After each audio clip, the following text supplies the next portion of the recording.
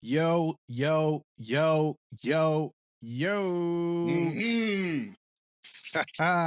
Welcome back, Yes. ladies and gentlemen, to the Knicks In podcast. I am your humble and gracious host, Mm, Sire Ham Van Dam, mm, Van Deezy, Guru if you my mans. Don't mm-hmm. call me Guru if we not mans. And I'm joined once again by my guy and yours, Woo! Mr. Sean Harris. Ladies and gents, we in the building once again. Getting Once closer to again, that trade deadline. Do you once feel the way again. I do? Like, regardless what happens, I want to be here until the trade deadline comes. Could retire after that. That's all I care about right now. Yes, indeed. Oh man, so it's been 13 days since we recorded. Had to get over some sicknesses, but we On bike. both ends. Yeah, we bike though. And we here to talk Knicks. Yeah. And boy, What a 2 weeks. what a 13 days indeed. So we're not gonna waste no time. Let's get into the Knicks picks Whoa. reviews. First of all, who's bringing this to us?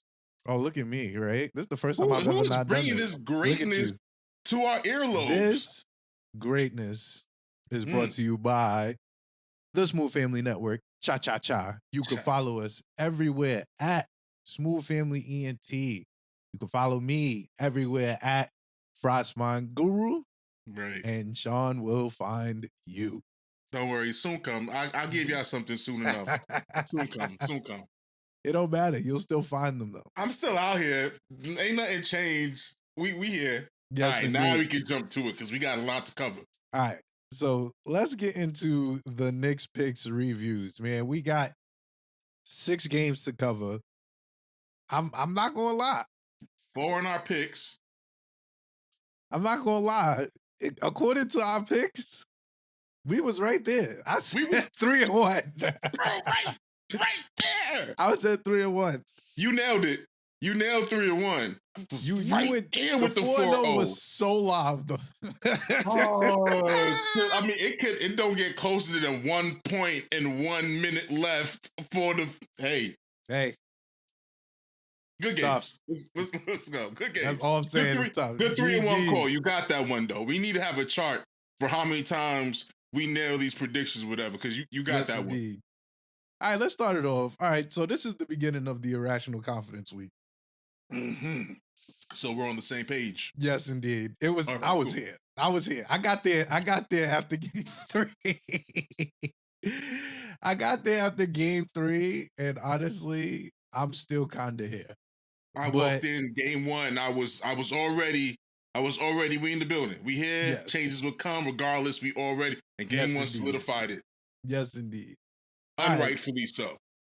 So Knicks beat the Sixers, and when I say beat, I am there. You go. Not being facetious at all. 128-92. Ooh, a lambasting. Cooked. Flambade, sauteed. Cooked. Nasty. Oh man, let me tell y'all something about this game right here. First of all, I'm gonna start off by telling y'all that obviously, Jalen Brunson is him. Like, let's just get that out of the way. Yeah. He cooked up immediately. Immediately, but that's not even the story of the game. Your man Joel, once again, cook up. I'll just wait for the next game. #, I'll wait for the next game to come back. We had, how many players did we have in double? We had like 6 players in double digits, like 4, 5, more than 15. Like it made it was an ass whooping. It was an ass whooping. McBride got 15. I mean, yo, thoroughly. It was a day. It was a day. In what world does Joel Embiid let Isaiah Hartenstein get 17, 6, and 5? Insanity. Insanity. That's what I'm talking about. Dante on. Yeah. Josh Hart 10, 15, and 6. That's 15 boards right there for for your shooting guard, power forward.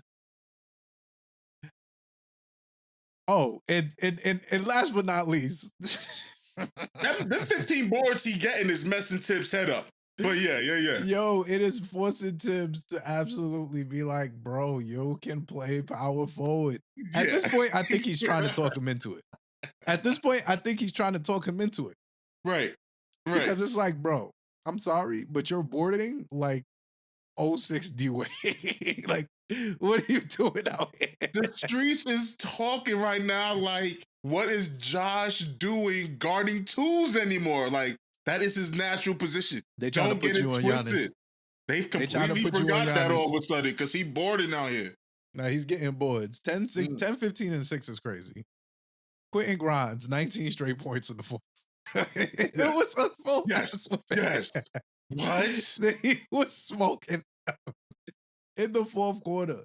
This game was close until Quentin Grimes decided to absolutely start cooking everybody. Right, like enough of this. Raising his trade value. Raising his trade value at the right time. My boy, Quentin Grimes, was cooking. Second quarter, we went off. Julius Randle basically missed this game. It feels like game right? off. Took a game off. He took 1 a game for off. 11. 1 for 11. I thought we was done with that when we sent Maple back to Toronto. This was one of 3 Julius games I didn't like within the 6 game stretch. Fair. And I was actually glad as I was reviewing this. I was like, wow, I actually didn't like 3 of these Julius games. Yeah. Instead of the 2 I absolutely hated, which we'll get into. But this game was rendered moot for Julius because at the very least, everybody absolutely was smoking on that Sixers pack. Once again, I told y'all, we do not beat Joel Embiid often. No. The fact that he came back for this game, he had 30, he had 10. Yeah. But he got his averages up. It actually was a very nasty 30 and 10. Yeah. It was actually a very nasty. If there ever was such a stat line, it was so nasty. 30 and 10, and he didn't go off for the rebounds at the end of the games because he's still coming back from the injury. Nasty like work. It was, and he still just got it calm with not full effort. Like, in all honesty, that lackluster 30 and 10 is probably the strongest selling point I've seen so far to really try to go after Embiid. I mean, yes. I'm not one to blow it up for a Supermax contract. I'm completely against that philosophy. But lackluster, second game back from injury, knee, ankle, whatever it is at this time. Yep. And to do that was nice. Your team sucks. Good. I mean, you guys didn't come to play. Maxey came to play. He did his thing. Kelly Oubre. It's only 3 people that went double digits. Tobias Harris did not come. Half Hollow Hills East or West. I'm not sure. High school in Long Island. Strong Island's finest. Still, Tobias Harris did not show up for this game. No, and then I think he left early injured. No, like 24. I don't even. He played 24 minutes and then he was done. Yeah, he was done. But the game was done too. So I understand. Yeah, I just thought we finished it in the fourth quarter. I think I think this game was important to me because it absolutely started like maybe 20% of my irrational confidence. And I was like, oh, okay. Okay. You gotta start somewhere. Mine is from the week prior. This looks good. That's what I said. I said, this looks good. Moving on. All right. So Knicks play the Wizards the very next night. God bless. 125-105, Knicks win. I'm gonna be real with y'all. I count the Washington Wizards as the most unserious basketball team in the association right now. Oh yeah. Number one. I'm sorry. Oh yeah. Whatever Detroit is doing over there, it feels like that's a coordinated effort. Yeah. It is absolutely masking the absolute sale job that is going down in DC. I'm not even going to lie. Yes. It's absolutely masking the nastiest sale job that's going down in DC. Had Detroit not lost 28 straight games, we will be talking about, the middle-off is really Detroit versus Washington. Yeah. So this game was the records will tell you it's close. and I don't think it's close. Even though Detroit has the worst record, Yes. Washington is just it's ugly. It's disrespectful. It's unserious disrespectful to to the league. Yes. We won this game because we should have won this game. Right. And there's always some fear of some random person going off. We had Denny Avija. Because that's what happens. We are the Knicks, but let's be real. Any team that pulls out Jordan Poole, Kyle Kuzma as your first and your second option, you're not a serious team. You're not being serious. Jordan Poole? The fall of Jordan Poole is almost very predictable. Cruel. It's almost cruel at this point. It's very predictable, in my opinion. I knew it would happen. I knew it would 10 happen. 10 points, 3 boards, 3 assists, 4 assists, something like that. Nothing looked good. Bro, he hasn't looked good. He hasn't looked good in Washington at all. He's a nut, of the worst order. Like, he is not the person you give the keys to the franchise to. Not gonna lie. I love J.R. Smith. I tell this all the time. It's like giving J.R. the keys to the franchise. I've always wanted him to get the keys to a franchise. And I see what it looks like. Got the keys to a franchise, he's doing better than Poole. Look what it looks like. I know. Look what it looks like. Look what it looks like. Do you see what I'm talking about? I hold J.R. Smith in higher regard than I hold Jordan Poole. As you should. Okay, so you should. As a true Smith fan, as a true fan of his, bro, I'm not gonna jump with that bandwagon, but I know where you're going. I think J.R. Smith, even arguably today, would do better than what Jordan Poole is doing right now. Yes, because J.R. Smith would know. There's better. There are nuts in this league, pause. And they're way better than me. When I was the primary one, you feel me? Yeah. When I was the one that everybody was looking at like, yo, this nigga is bald. Like, he's out here pulling everything. Right. It's like 40 of them now. It's like 40. You got to pick and choose your battles. I respect it. I respect the fact that Jordan Poole got his bag. I respect the fact that Jordan Poole got his ring. Right. But I knew, bro. I'm like, yo, look at this man's IQ. He's out here wilding. And you know what? It was on full display. He was just trying to out him Jalen Brunson. Like, what are you doing? Yeah. This is not the battle you want. This is not the battle you choose. Him and Kyle Kuzma lost the battle of the point guard power forward battle egregiously. Egregiously. 39-33. Yes. 23-10. And that's literally what they tried to do. It's disgusting. 27-10. 27, yep. No, 27. You talking about Avija. 27, 2-2 is Kuzma. Yeah. And shout out to Kyle Kuzma. I told y'all I would not mind Kyle Kuzma on the Knicks. I thought this was a very good audition for backup power forward for the Knicks championship run of 2024. The only problem was the 21 shots it took for you to get to 27. Yeah. We could get that efficiency down. It's not. It's not, bro. Like, I'm not gonna act like it's not. It's some nut shit. Yeah. That's also with you being guarded as a number one option. You're not a number one option. We've actually seen you not be a number one option and be effective. Like, that's what I'm going off of. I'm going off of Kyle Kuzma is what happens when you give a number 3 option, number 1 option money, and it fails miserably. Like, that's just the truth. Right. That's just the truth. And you have to put it with a caveat because as the number 3 option, it was Braun. And Anthony Davis. Braun. So it comes with a grain of salt, but that's what it looks like. Honestly and true. We don't need an all day on the Wizards except to say that the basketball gods. Oh, 2 things. 1, we play them again soon. God bless. 2, I'm gonna take that one too. Even though it's not necessarily the Wizards thing, maybe we should look at it because that the LeBron to Detroit take we had is slowly picking up steam. It's growing steam. I see it. You see it, right? All right. And I'm seeing Bronny. Wizards. I think it's gonna cost us. I think it's gonna cost them a 2nd round pick. But if they smart, I'm just being honest. I think they can get them on a 2nd round. Vitalize that whole city. I could make the argument for LeBron to be for this. Lakers traded for whatever and whatever. Just take him number one. Just take him number one.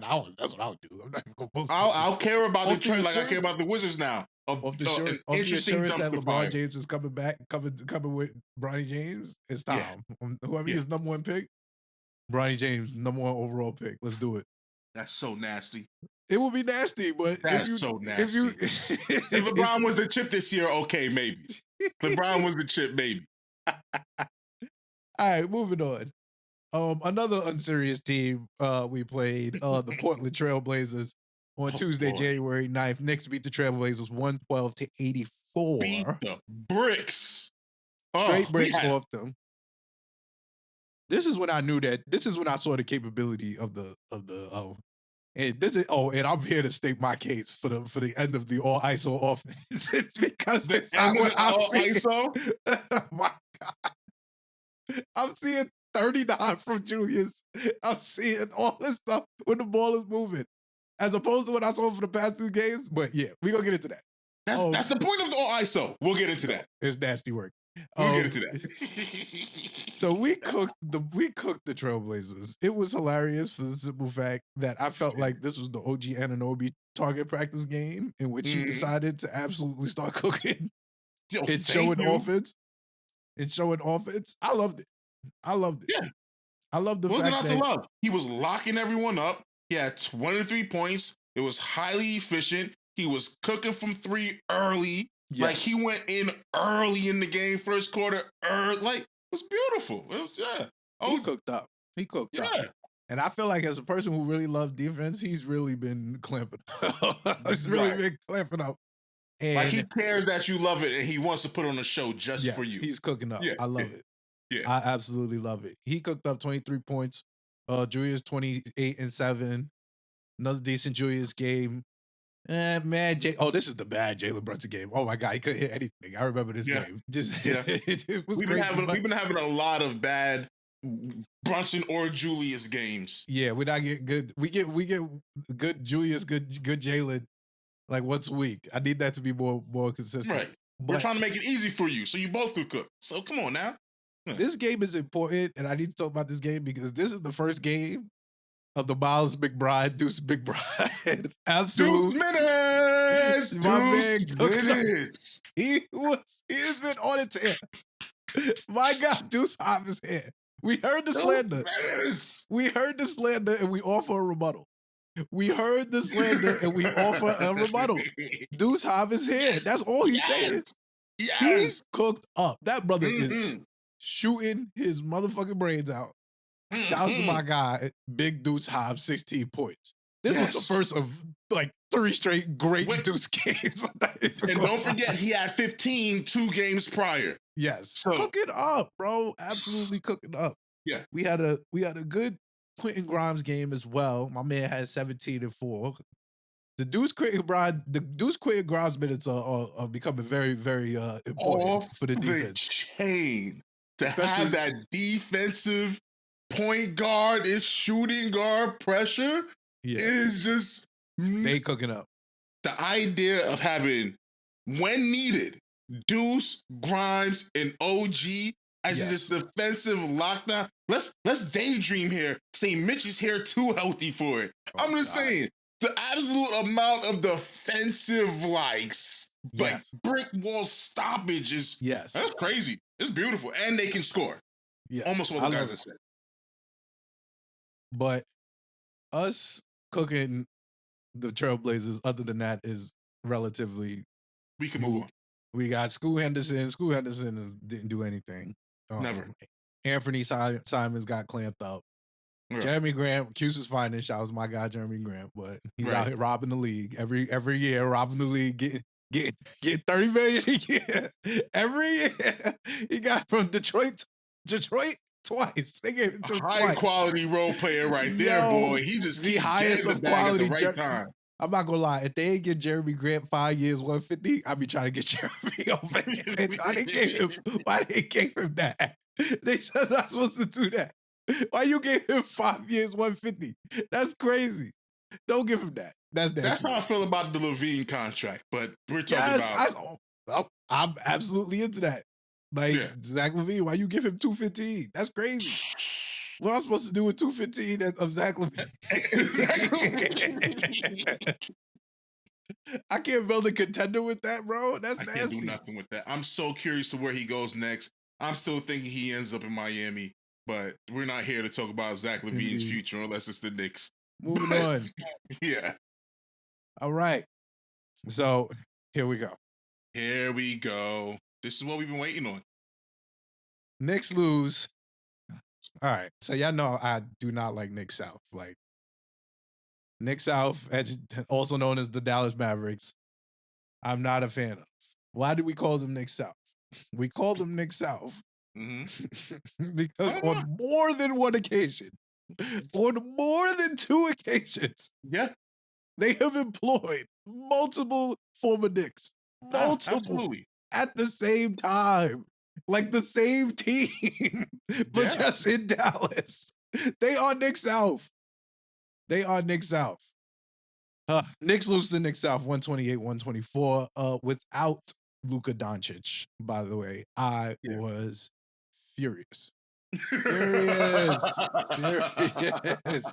Because I was right on the precipice of irrational confidence. On the precipice of irrational confidence. Ready to stop getting ready to be like, Chip, I'm here, Chip.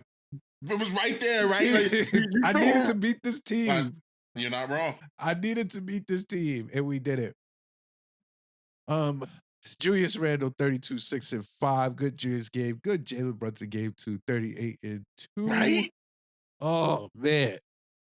Good Dante DiVincenzo game. Good J Hart game. We just sold. It was a good game. It was a great game, honestly and truly. I mean, it was a point in time. That first quarter was just that's what it is. That we first quarter was that was it. We lost in the first quarter. That's all it is. That's all it is. All the defense we've been doing all week to give up 44 points in the first. Disgusting. Get at it. That was just doofy, in my opinion. Like, it was just so doofy. Like, what are you doing, bro? What are you doing? Oh, man. Kyrie Irving with 44, 10, and 4, bro. Just the 44, 10, and 4. He's so special. He's so special. He's nuts. He's absolutely insane. I love Drew. I do. I really do. I love. He's a Kanye in this shit, bro. I don't care what no one says. He's a goat in his own legs. But it's beautiful watching him work, and he's a nut. He makes art. I fuck with Kyrie. Yeah.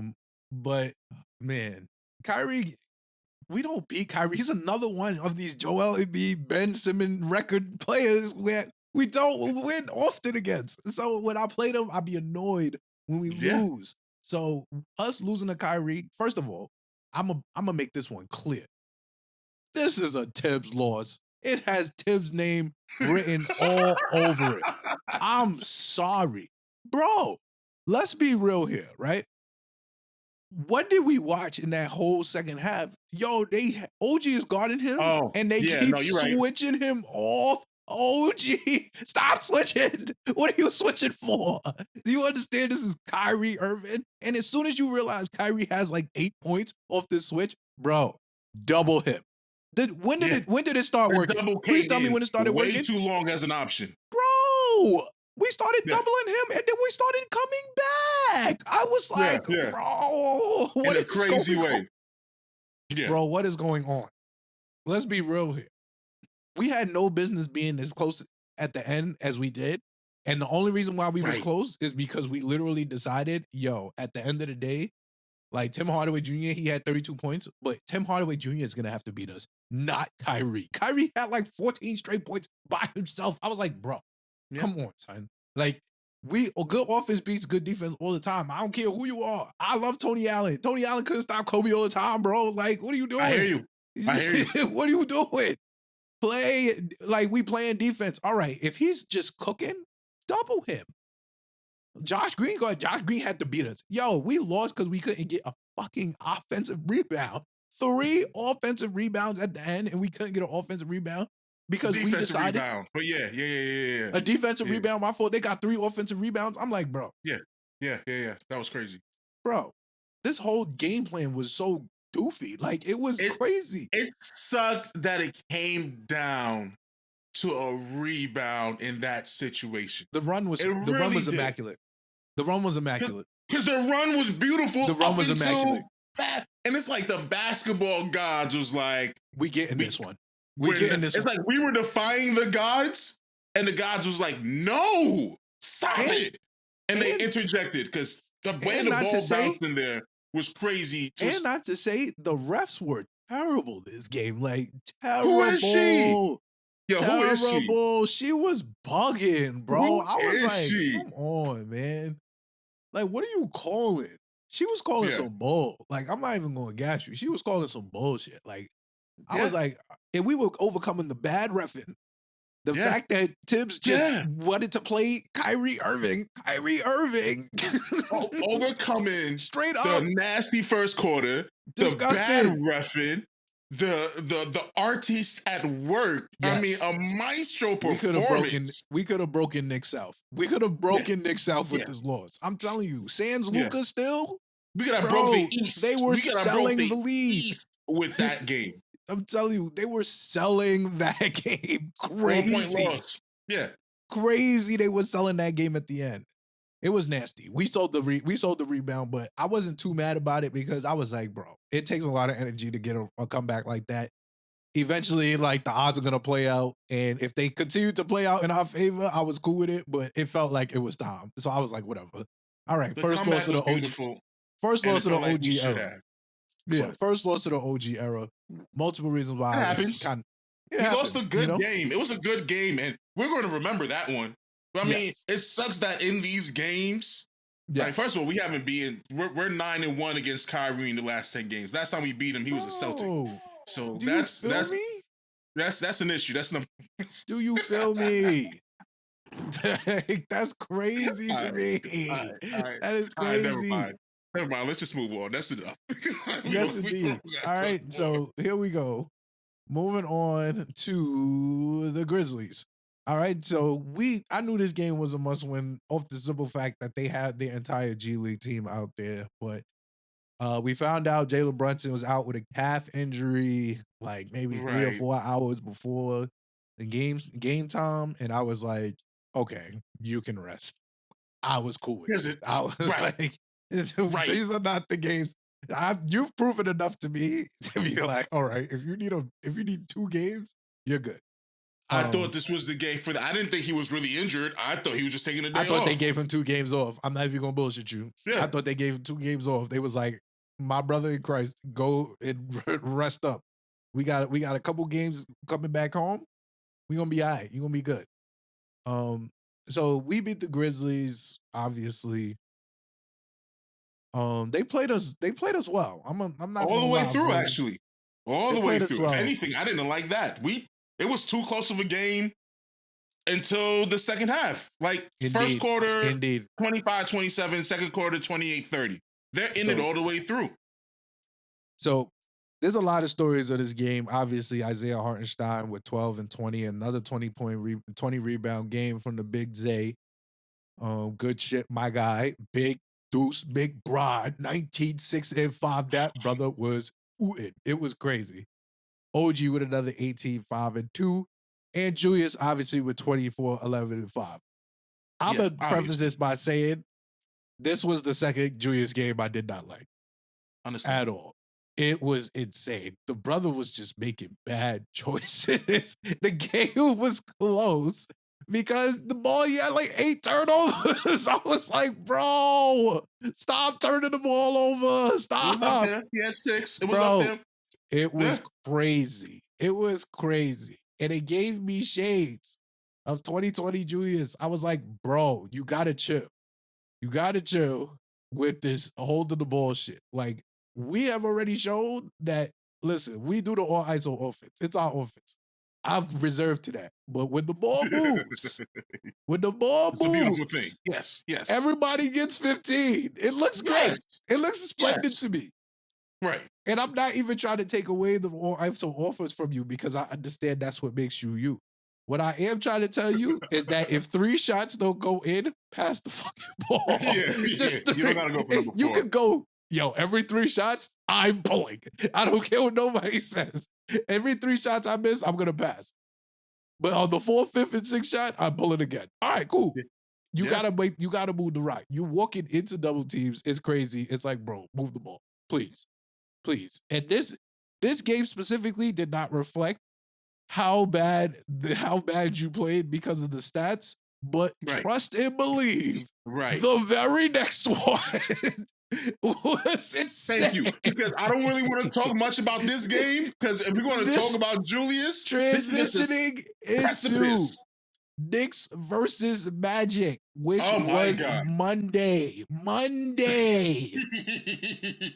We are recording this on the 17th of January, right before the Rockets game. We played 2 days ago against the Magic. And let me tell y'all, we absolutely sold this game.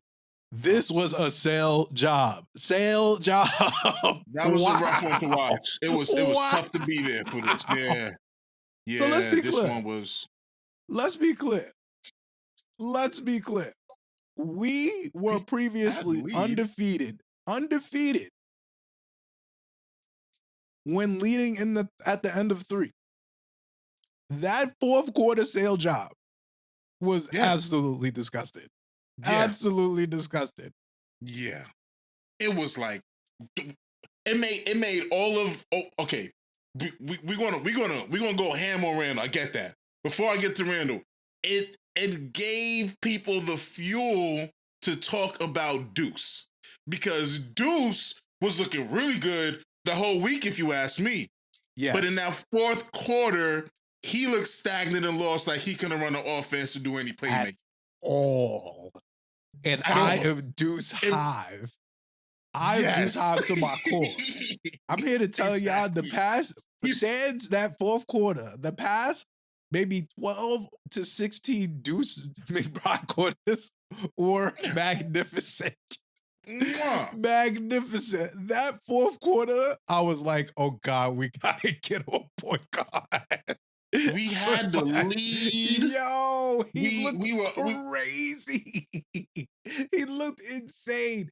Deuce, my brother, yo, you looked crazy, bro. I'm not even gonna lie. You was dribbling, and it was, some of them shits was going in, and I was like, right. But also, I was like, out here, don't do that. That was nasty. We're not doing that when Jalen is back. Don't do that. Don't do that when Jalen is on the court. You feel me? Don't do that when he's out. All right. And then before we go and harp on Randle, let me also just say, Josh Hart is looking crazy too. Indeed. And I am also hard high for a minute. And I'm also hard high. Yes. A lot of the people we love didn't look right out there. And I don't know if that's because McBride, it's because we're missing Brunson, it's because Randle got a little ankle tweak. I'm Randle Hive, so I make sure I threw that in there early. I know you did, to throw it to get it out. Just listen. Josh Hart was looking crazy this game. Deuce McBride in the 4th quarter was looking crazy this game. I'm not even gonna lie. Those are 2 of my guys. I could not believe what I was watching out there in that 4th quarter. In that 4th quarter. It was insane. Yeah. Even like OG was like the only good person to play basketball on Monday. I'm not even gonna lie. And even then, I would say kind of. And he was.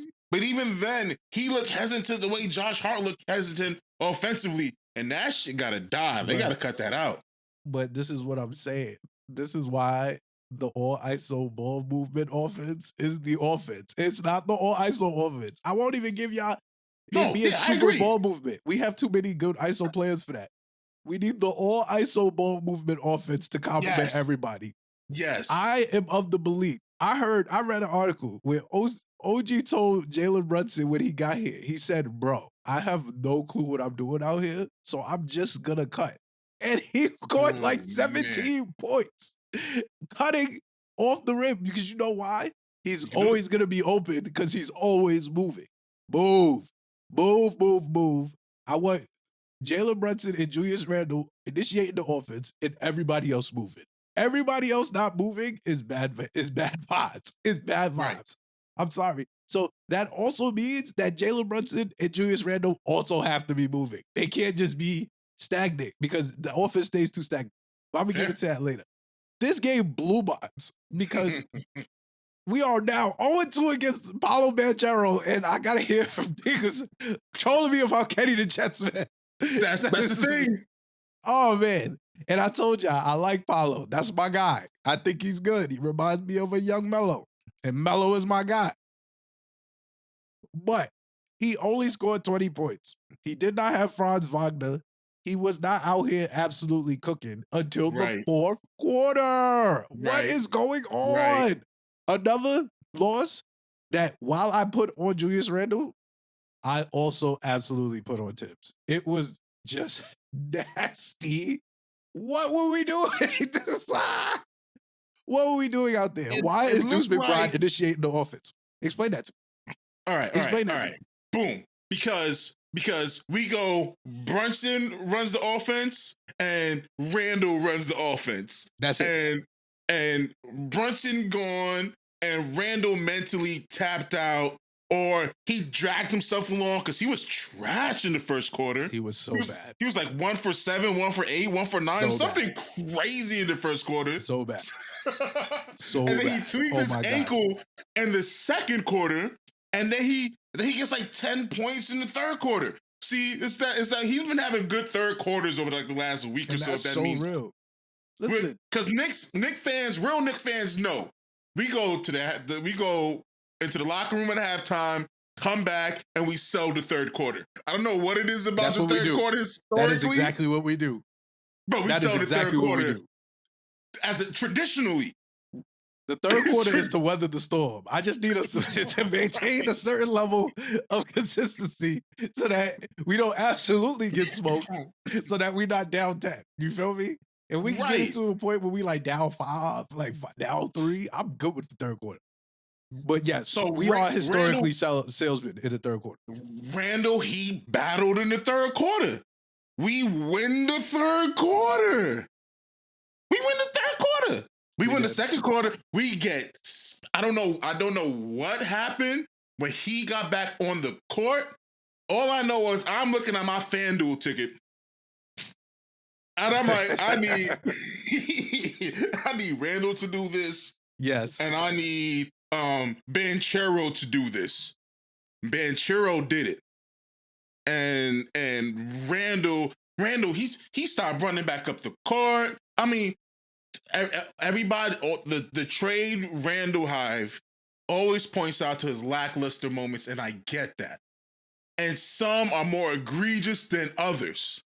Some are extremely more egregious than others, and I give it. Quarter, and if there was an option to put someone better to start, I would have benched him this game and had somebody else. Because I'm like, hey, yo, your ankle hurt? Is that why you couldn't do nothing more? Fine, go rest. Did the shot at halftime wear off in the fourth quarter?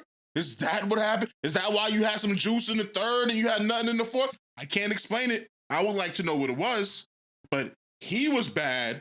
And then once you get rid of Brunson and Randle, I guess there really isn't nobody that can run the offense. Deuce could play defense. Deuce could get buckets. But I guess he can't do the cerebral part. That's what it looks like. That's a little nuts. He's third string and it's early, and we're just about at the halfway mark of the season. Is that tonight's game? After tonight's game is the halfway mark. This is the 41st game of the season. Yeah. So you have the rest of the half of the season to be a quality backup, maybe, or you're going to force our hand to go and make a move. Which I think Deuce got 4 weeks. You think that? I don't think he got 4 weeks because the trade deadline isn't with 3. 3 weeks? I think he got 20 days. Exactly. I'm being real. I'm being real. I think that they gave him $3 million, $13 million 3 years, 13 mil. Shout out to Deuce for that, actually. Yeah. You know, young black man get I'm paid. glad you finally getting paid. You've been here You for a feel minute. me? We've been fans for a minute. Giving $700,000 checks a year. And get my man with agents. some biscuit. But yeah, I think that's third guard salary. That's third point guard salary, honestly and truly. And I think that he got 20 days to prove to the front office that he could hold it down. And I think that fourth quarter was going on his not highlight tape. It's crazy how that fourth quarter shadows such a strong week. Because he was really scoring in the fourth, but it was just not point guardy at all. Like it was crazy. Like it was desperation. It looked nasty. Yeah, it was all gross. Yeah, it was very Jordan Poole-esque. It was disgusting. It was all right. So once again, shout out to the Magic. I keep bringing this up when we talk about them. I had them as a really good team for this year. Last year, I called them to be really good, and because they're so young with it, and we're now experiencing them being good, that everybody else is like, yo, you're not supposed to lose to that team, and I don't necessarily feel that way. I respect the Magic. Nah. I think they're a tough beat, and I don't want them to be a play-in team, which they're going to be a play-in team because there's no competition in the East to kick them out the play-ins. So, but they're the competition. That's the truth. They here. They're valid. Listen, don't sleep on Orlando. I give a lot of these teams credit. Like I see what we are, and I see our limitations. I look around the league and all that stuff because I don't believe in just thinking that we are head and shoulders better than everyone. Like, yes, we have him, Jalen Brunson, but we also we have our limitations. Like, and other teams have there's a reason why there's a log jam between 3 and 10. Like, there's a lot of good teams. There's gonna be a lot of people that are buyers at the deadline that are trying to improve. Like, as we just saw today, Pascal Siakam to Indiana. I was trying to save that one.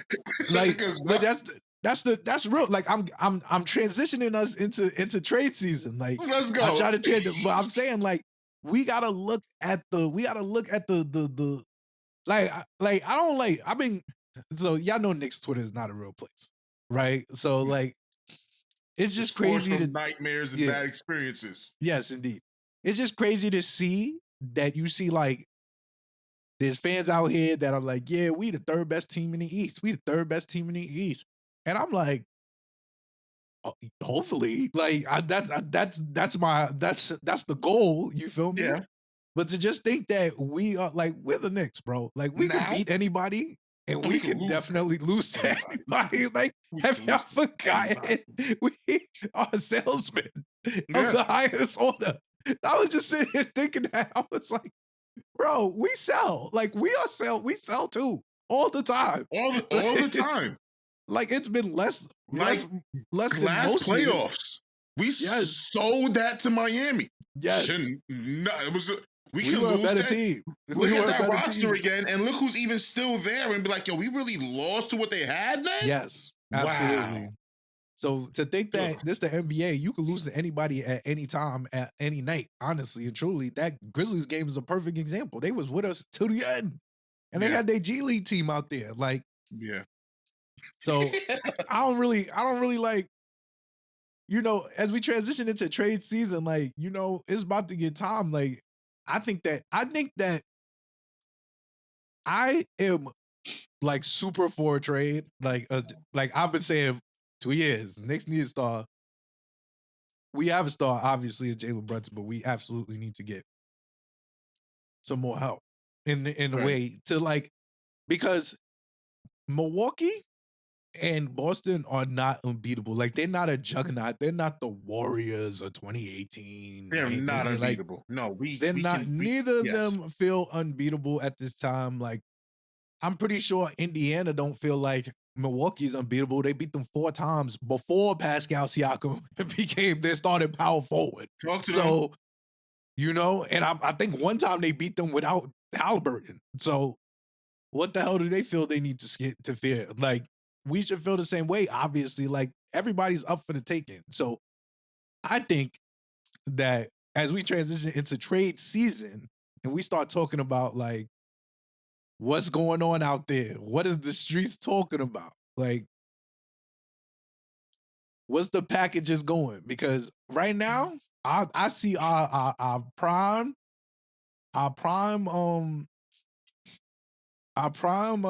asset is Quentin Grimes. Well, prime assets is Quentin Grimes. Evans contract. Not even gonna say Evan Fournier, but Evans expiring. Who, by the Mitchell, way, let me just say this one time because people are not saying this enough. yeah, And we're not looking at Evan Fournier proper. Evan Fournier is going to go to a team, get bought out, and join the playoff team this season. That's what happens in these situations. yes. Cheap help off the bench. Like, oh no, nobody wants Evan Fournier for his contract. They're not getting him for that. It's a cheap buyout cap space situation. He's going to play meaningful ball this year. Like, yes, just throwing that out there. Yeah, I don't see us keeping Evan past the deadline. I just don't. There's no reason to. It just doesn't really make sense, even fiscally, even this year. Right. Like, it doesn't make sense. Right. Yeah. So I think Quentin Grimes is on the block. Obviously, he's the new hot topic on the Knicks airwaves. It's lazy, but yeah. Of course it is. Of course it is. It's always lazy. It's Yeah. always lazy. The post report. Yeah, and that's all you need to know. So obviously him being our prime trade trip, like, what does that look like? Grimes, our prime trade. Or even Grimes not our prime trade piece. Our prime trade piece is our picks. And the number of picks that we can drop this year that we will drop. And the number of those picks that we can drop and it doesn't phase us is 4 first-round picks. Because we can make a move this year that we don't need to draft anybody first round this year. Or we could flip some future somethings to get us a late round something this year. Or just draft with our second round picks. So it's our bundle of picks that's our main feature in anything that we do. Because we're not giving up the talent to make it work. Not anymore. I can't see that happening. So would you giving up the picks before Grimes? Absolutely. I favor the trades in which I can keep Grimes versus the trades where I got to send him out for whatever I'm getting back in. Because I think little sideways. I think that what you're gonna get back for him is what you kind of already have in him, in my opinion. Like, unless somebody like I don't know, honestly. We got Caruso at home. I understand what you mean. Yeah, you get what I'm saying? Like, it's like, what are you getting for him right now? Like, obviously, we talking about, like, they still Dejounte is on the market. Malcolm Brogdon's on the market. Yes. Yes. You know, they're saying that the Knicks need another playmaker, which is strongly why I did not want to get rid of quickly this year. Like, if I thought this was the chip, I thought this was the chip. I mean, I still think this is the chip year. But, like, because I thought this was the chip, I was like, you might as well just keep Emmanuel quickly. Like, no, you're not gonna pay him anyway. So we just go for the chip. Fuck it. You get what I'm saying? So we do. Like, that's just the truth. Like, I saw that fourth quarter from Deuce, and I was like, yeah, I need another playmaker. I can't trust Deuce in Miami in Game 5 to give me 15 minutes. I'm sorry. I love you, Deuce. You get what I'm saying? We're not supposed to be in that position. We're not supposed to put you in that position. Supposed to put you in that position at 3 years, 13 mil, bro. I'm sorry. Honestly, I'm cool with getting. This is off the top of my head, bro. I know we have a rundown, and we there's time for actual thought to go into this. Yes. But sometimes inspiration just hit, and I just gotta let it go. I am more fine with the idea of getting a cheap backup vet piece off the bench. You feel me? Like, you know how Drummond is a cheap centerpiece for the backup situation? I'm talking like a Ricky Rubio finally makes it to the Knicks, or some cheap backup something. Like, I'm cool with that situation because Deuce is good, and maybe with the right coaching up by the right somebody, he could get the playmaking down pat. Or maybe in the situations where it's the fourth quarter crunch time, we could swap him out with somebody where we need someone a little more methodical with it. Like, I feel like there's options out there to where I don't have to go for Malcolm Brogdon. What a lazy take Malcolm Brogdon is. Yo, I'm so tired of Knicks Twitter. Runner up for sixth man of the year. So I want to talk to you about Michael Brogdon. I want to know why you hate this idea. So as you guys know, Malcolm Brogdon is one of the names floating out there for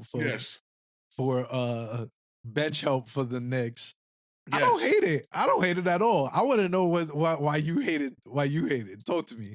And once again, all right, y'all gotta remember it's me we're talking to. It's me we're talking to. Okay, y'all gotta remember, like, y'all don't have to agree with me. You feel me? Yes. But I stand on my until I'm wrong. Not could be wrong. No, I gotta be wrong. You feel me? I gotta be wrong. So with that being said, yes. How much do you think IQ was gonna cost? I gotta start this with that question. How much do you think because if we're gonna go, can we say 25 mil per? I'm saying 25 to $28 million. Okay, let's just say 25 for this conversation. All just right, give it to us. 25. Just for this to be cohesive. Okay. Yeah. Right now, Brogdon gets paid 22.5. Mm-hmm. Right now. And next year, he gets paid 22.5. Meaning in the 2 years, he is getting paid 45 million. Okay. What would the 2 years of Quickly cost if we kept him this year for his like 4 million and we gave him 25 next year? Isn't that still under 30?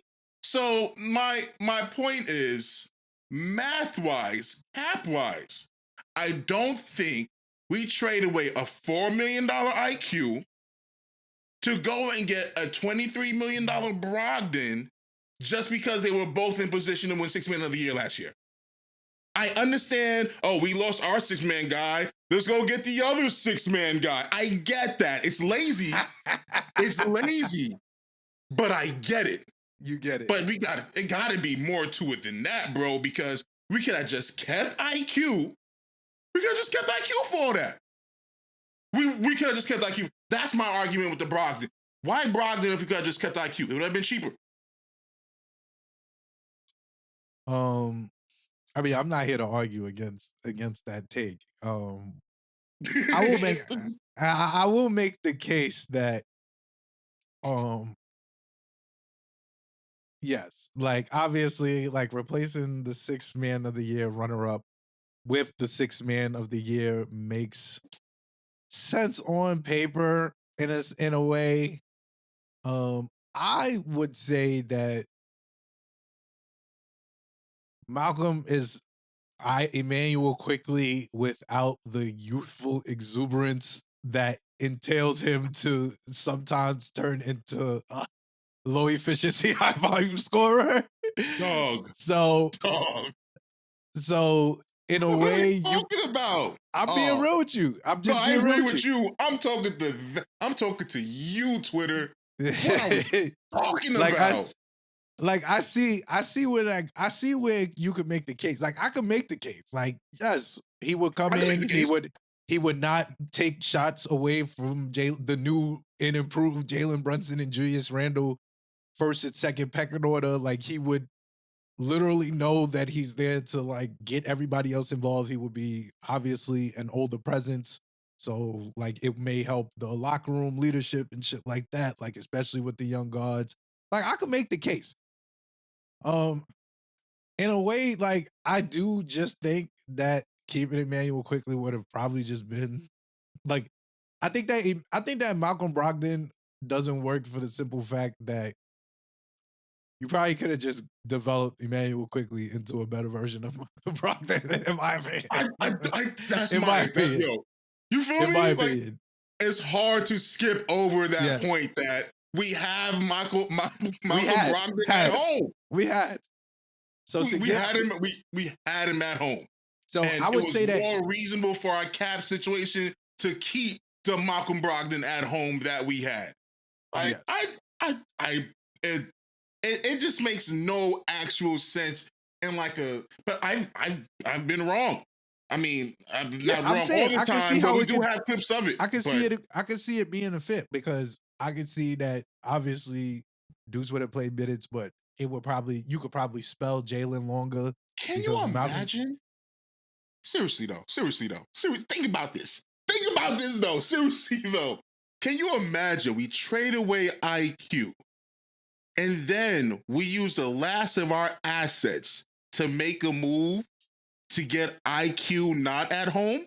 Yeah, but To get what would the deal be? They can't be asking for. I don't even think they could be asking for picks. I mean, I don't they think would if they just wanted picks and no players, like sure, but I don't think they could even be asking money for. would. I mean, Evan Fournier ain't picks. The money works. Evan Fournier ain't picks. The money works. I think Evan Fournier in 2 seconds get it done. Not even go bullshit you. I wouldn't give 2 up a first. seconds? I don't know if they move it for 2 seconds. Listen, but I hear what Malcolm you're saying. Brogdon is injury prone. Injury prone. Malcolm Brogdon. Listen, we didn't give up no first in the OG trade. You know why? Because he injury prone. They're not giving up no first for no injury prone player. Listen, our doctors is gonna get him right, but I'm not giving you a first for that. No, I'm sorry, not for Malcolm Brogdon. And I like Malcolm Brogdon. I really do. I think I like Brogdon. I got no problem with Brogdon. I mean, it was hard watching him be so good last year as a Celtic because, shut up. It's Boston. He was good. But he balls. I don't take that away from him. It just doesn't make sense from a management standpoint to do, because I just feel like if that's the case, then we could have traded a 3-team trade and got Evan Fournier and the 2 picks for Brogdon, send him over with RJ for OG and kept IQ. You understand what I'm saying? I'm like, there's other ways to make this stuff actually work then. But do you think that so I would hope that they thought this through, like in terms of the fact that they was trading IQ and they needed to replace him. So my question to you is like, what is the replacement IQ look like? Like, because obviously, like the reason why Malcolm Brogdon is floating in the atmosphere because they want a different type of backup for Jalen Brunson, like to switch the style up because in a way, like Jalen Brunson and Emmanuel Quickly are kind of the same player. Like they are, to be honest, like low efficiency, high volume scorers. They're crafty. Yeah. Except like, IQ plays better defense. Yes. No. And Jalen Brunson plays way better offense. Yes. So it's like not exactly the same, but I get what you're saying. But they like they jerky, like they move. They have similar movements and stuff like that. So like, does it look repetitive in the way like, all right, I got Jalen Brunson coming off the point guard, and I need somebody else to come off the bench. It's kind of why they kept Deuce and gave Deuce money, or at least giving him the chance to prove himself, because Deuce is a different type of point guard than Jalen Brunson. I don't know if that's a good thing or a bad thing. Like at this point, I don't know if that's a good thing or a bad thing. Which is why I would go with the idea of them being similar as a strength. It keeps just with consistency. If we swap him out, put you in that's there. what I would have thought. That's why I was like, we need to keep him because the show doesn't stop when Emmanuel Quickly's on the court. I'm gonna be flabbergasted about that for a long time. I hear you. I'm being real. That's what I'm saying. Maybe the front office is looking at this like, yo, we need a different type of style to come in, because if Jalen is going to be de facto point guard plus the freaking shooter guard, basically, because he's going to take 20 shots a game, 20, 25 shots a game, then maybe we need to get more playmaking in here. Like, Jalen and Julius, they're capable, but do they want to pass? I feel like that's like a rhetorical question. Like, they can pass. I get it. I see them pass. Like, I've seen them actually. I feel like now they want to pass. They want to pass. Now that RJ's not there, they're more willing to pass. But do they really want to pass? You get what I'm saying? But they're willing to pass. Like they will pass. I feel like they want to pass. I think Julius wants to pass because Julius has taken his position, second to IQ to Brunson comfortably. And I think, and since OG came in, Brunson's assist numbers is through the roof. Yep. So I feel like they couldn't before because of the situation. Yeah. but now because Dante in the lineup looks good. And yes, I agree with that. yeah, and I don't think even saw with my something- DeRozan takes all year, I don't say that to take Dante out of that spot for the most part. He's good.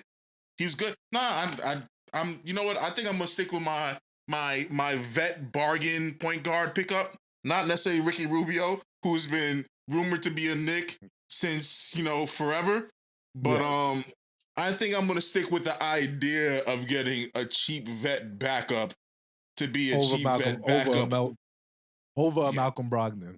over a Malcolm Brogdon. Yes. Okay. 'Cause I feel like there's other things we need besides a backup for Quickly. Because let's act like we still have Quickly then. We still need in other areas. We can't use the last of our main bargaining chips just to replace what we already have Mhm. or had. That's sideways. That's not progress. There's no it's not. progression to that. Yeah. It's not. Yeah. All right. I'm gonna stick with the vet point guard and half of Chicago.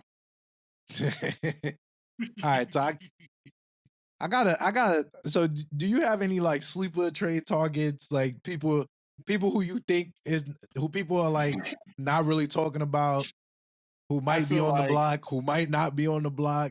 I got That's one. what I feel about trade season so far, because I'm sure you got it. I feel like the Dejounte Murray package, Lakers package is better than the Knicks package. Okay. I feel like we don't have enough for him. So I'm throwing it out the way. I'm laughing at Obi because they just got Pascal Siakam over there in Indiana, which Yes. is just hilarious to Obi Same Hive. situation. I tough. laugh at Obi Hive. I It's laugh tough. at Obi Hive. I told y'all he's going to be a journeyman. He's going to be a journeyman. Unfortunately. And it's not 100%. Knicks fans hold a little bit of blame there because Obi wasn't over there chanting "put Obi in" when Randle was out there doing this thing. We kind of built him up a lot. You speaking like a true Randle Hive right now. I love it. It's I'll take it. Whatever. I'll take it. That's some real Randle Hive stuff to be talking. But I'm not. Hey, listen, we look what it set looks him like. up for we set him up for the fall. We set him did. up for the okie doke. You're better than this all-star out here. You're way better, bro. Well, he probably just wasn't. He just wasn't developed, bro. I don't know. I just think he was not developed. You can't develop playing 10 minutes a game as the number 8 overall pick. Like it's tough. Like you can't do nothing about it. Except with the person that's playing in front of you makes the all-star team and leads his team to 4th seed.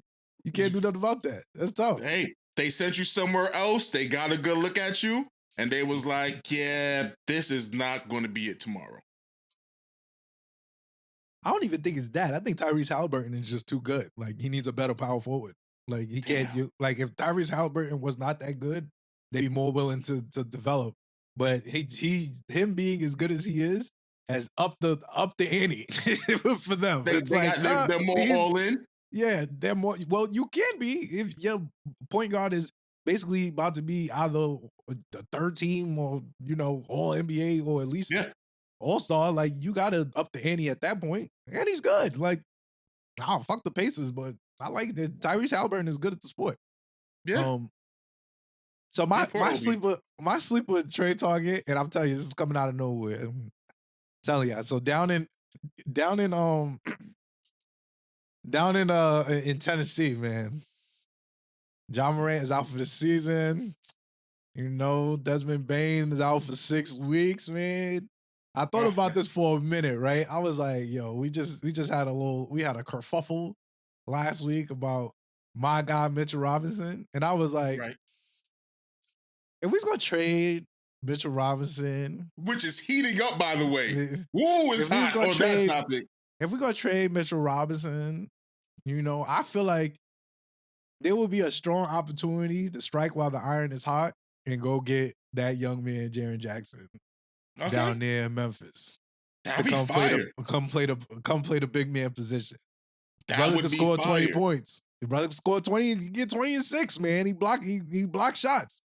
If you want a more offensive-minded like tandem at the big man position, and he could stretch, he could play stretch 5 too to keep So Julius can have the paint and they can be interchangeable. I'm not gonna lie, it's money. You know, he got his The contract money's not is. a problem. Money's I not a don't problem. think that's gonna be an issue, but I'm thinking like if we talking about giving them anything, and you want to go buy, if you want to get them while they're not even really thinking about that, because at the end of the day, they paid Ja, they paid Desmond Bain, they're gonna have to pay him again, Right. Jaren Jackson, and they bottoming out. I think that they're gonna have to make a decision on one of them, and I don't think it's gonna be him. I don't think 2.5 years under contract. I'm telling you, 26 mil per, so that's perfectly fine in my price range. I think that's where I want a stretch 5 so bad. So bad. I get it. And he fits the mold of like big man who can play inside and outside. And I think that if we really wanted to target somebody like that, if we talking about building around Jalen Brunson, you got the back line, you got you able to support Julius as well because he's playing the power forward position and the 5. Do you think Memphis is happy with receiving Mitchell Robinson? I think Memphis can Because that's look what it at boils this. down to. I think that Memphis can look at this as a win for them as well because Ja's gonna come back next year. He's gonna take 25 shots. Desmond Bain gonna come back. He gonna take 25 shots. You're gonna draft high because you're getting ready to you get ready to bottom out. You get ready to bottom out. So you get like you make this trade in 20 days. I'm just saying, you get ready to bottom out. Go get you a tie. Go get you a big wing. You feel me? To put right next to them, put it the 4 and get them a big wing or a power forward. They got the other Mitchell, the other lanky dude that's coming out. They talking about his number 1 overall across overseas. Go get him at power forward. Go put Mitch at the 5. You feel me? Go put Mitch at the 5. You got time to experiment. You don't need to be good right now. But the thing is that you could they're still gonna be good. Ja's good. Yeah. Desmond Bain is good. That's 50 points right there. You could put out there. You go coach him up. You go coach him up. Get you a nice little. You could and they'll have picks. Like we could give them picks. They could go and turn that into another small forward or go get them a starting 3, starting 4. Plus you got Mitchell Robinson. I'll lose my mind if you get Jaren Jackson Jr. I'm telling you, it's my sleeper. It's my sleeper trade. I'm telling you, it's my sleeper trade. We get Jaren Jackson Jr. Nobody's talking about how Memphis is absolutely selling this year. No one is talking about it at all. Like last year without Ja, they were playing fine. But this year, they can't play fine because Ja is the threat of Ja is not even there. Like he's not even there. He's not coming back. And they went 3-15 before 3-21 or 4-21 before he came back. I'm telling you, that front office is looking. And if Leon, come listen to Knicks in 6. I'm talking to you, King.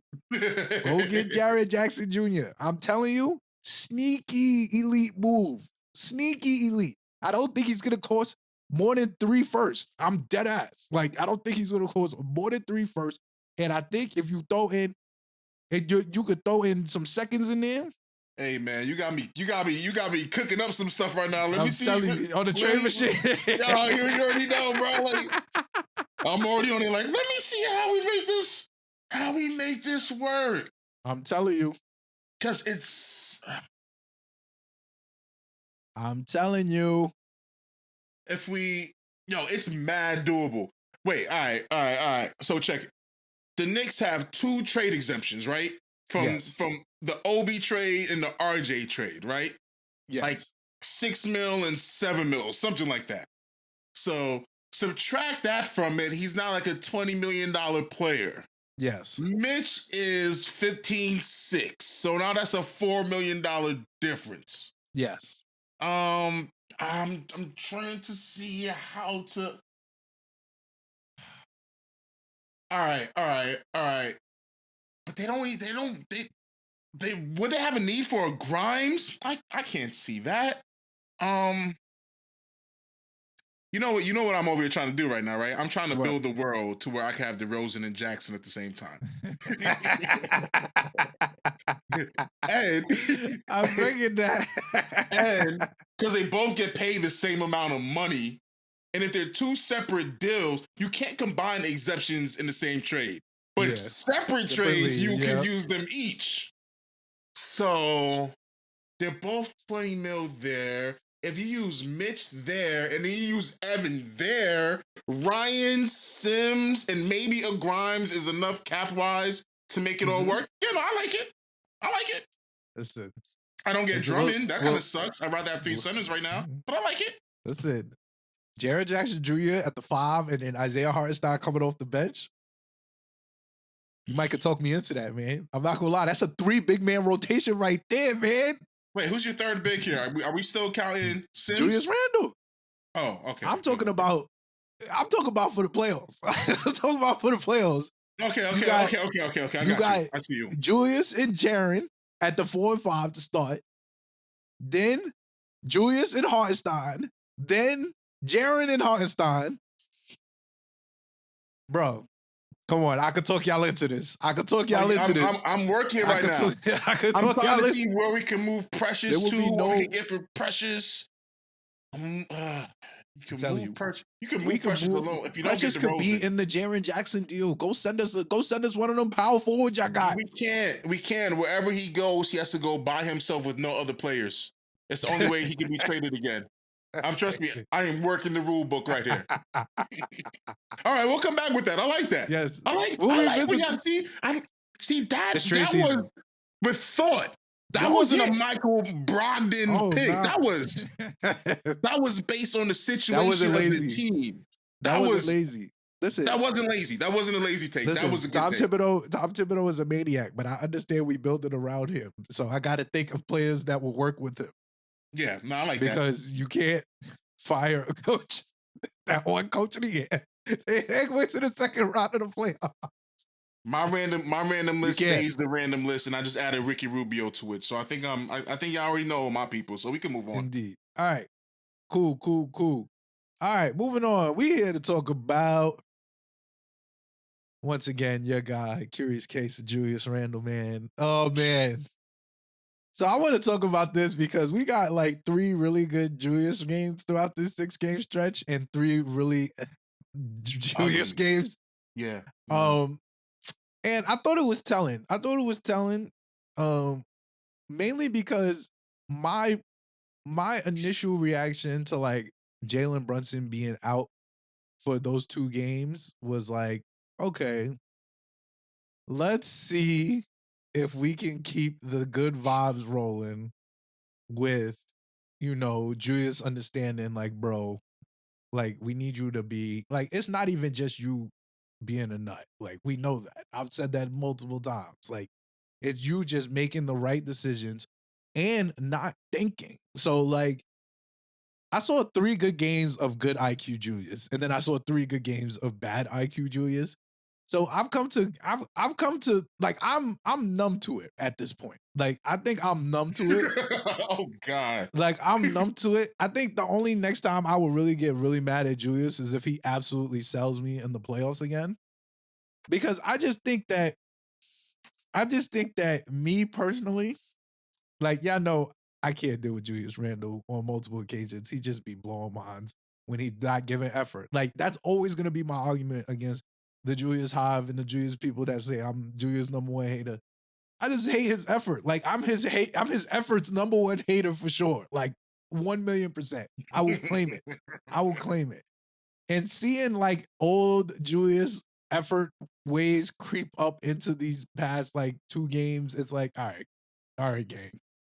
We're not doing this shit this year. We're not doing this shit this year. All that to say, like, how do you feel like people should? How do you feel like people should be viewing like these moments, like sans Jalen Brunson? Like, do you think that it just comes with a package? Like, is it like a group package? Because we've even seen games where, like, even though Jalen is there, Julius has a good game, Jalen has a bad game, but is it just his? Is it just his presence that makes you feel more secure? Yes. Yes. As a Julius fan, that's why I'm asking you. And I'm glad you asked me. And I think I have an answer for you. It might not be the answer you want. It may not be the answer anybody else agrees with. But I do like the question and I'm willing to answer. Yes. I will say we see a different Julius Randle based on the point guard he has. If he has a point guard, we get better Randle, even if it's not a great point guard. We had Elfrid Payton. Oh, which, man, you got to stop saying that man's name. It's the only way to make this point because people be saying Atlanta, and we know what that means if you say Atlanta, playoffs, Knicks, Randle. Yes. But there's more to the story, isn't it? You gotta say Elfrid. You feel me? And when you say Elfrid, it brings things into perspective. If you have a point guard, not even a great point guard, we get a better Julius. Without him, it looks ugly because he's in his point forward bag.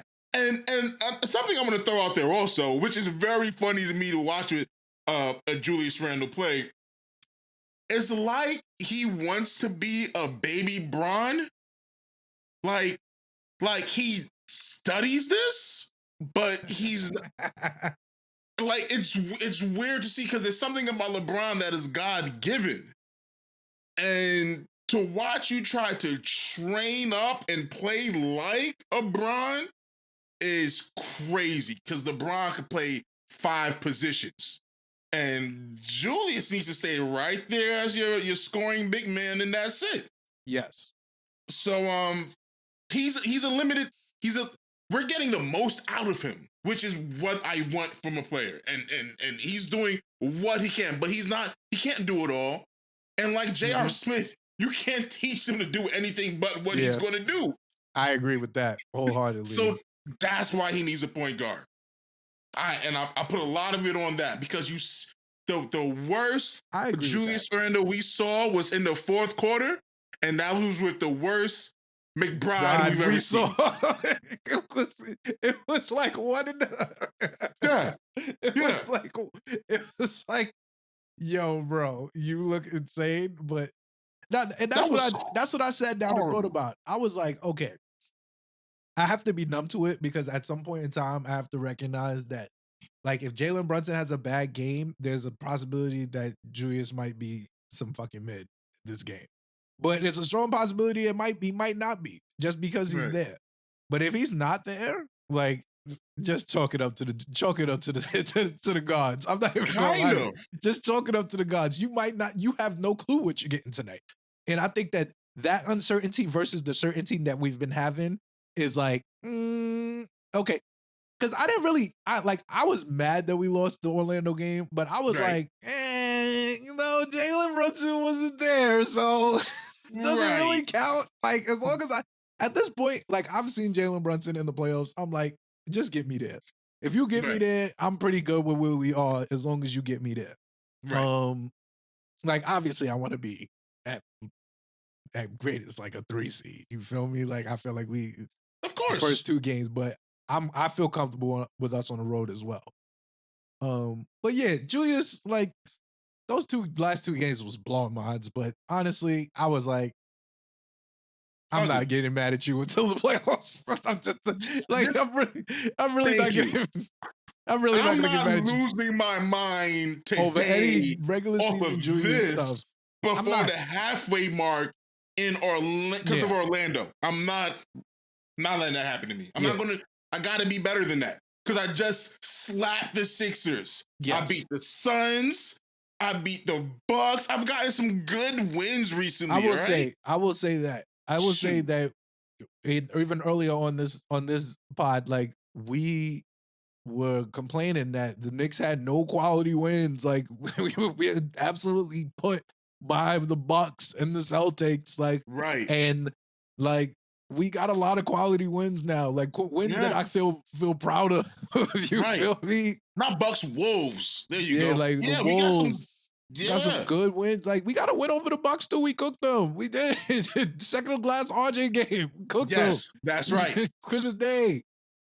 You The know, Christmas Day like miracle. That's right. we cook the Sixers, like the Wolves, like the Suns. We've cooking good teams. Like We're mad because we didn't beat Mavericks and we should have, and that's yes. telling about And how we feel about our team. We're mad because the 2 games we lost, we definitely should have won. Like Exactly. we definitely should have won. Which is a good place to be in. It's a good yes, I agree with that. for your perspective to be that we should have won that. There's no reason because we're better. That's what because we're better. Yeah, and we still didn't finish making our moves.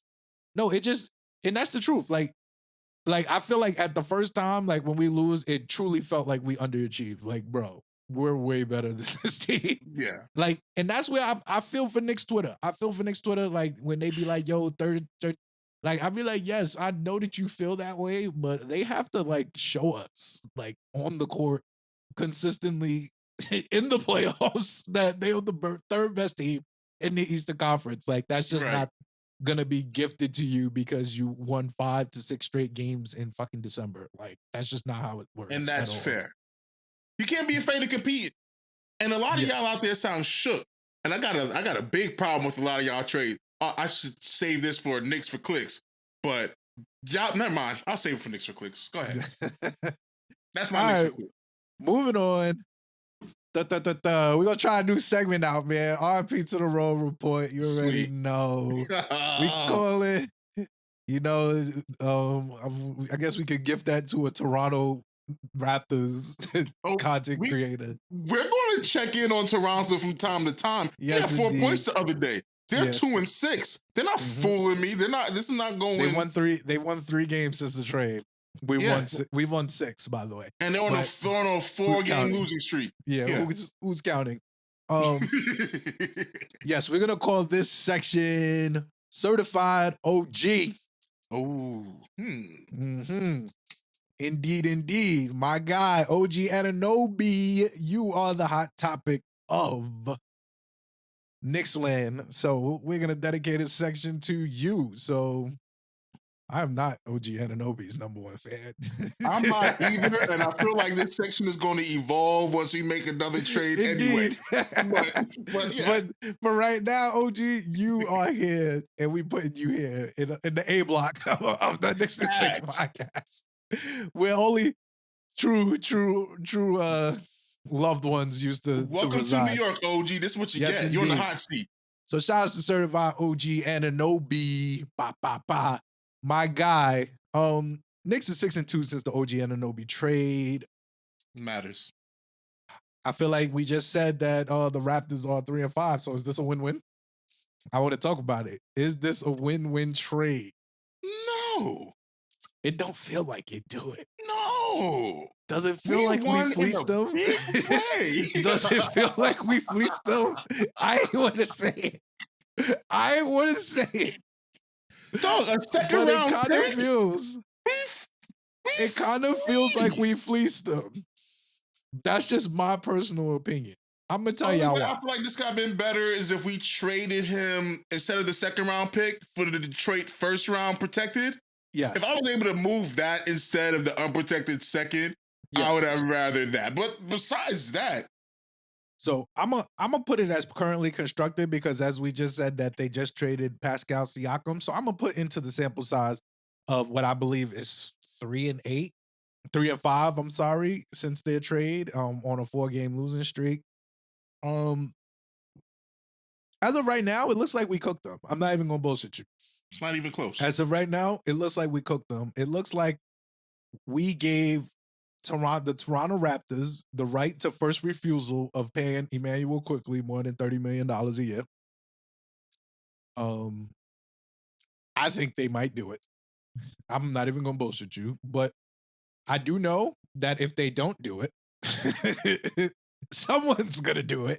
But they get the right to first refusal because he has walked in there and instantly became the second best player on their team with Pascal Siakam on it.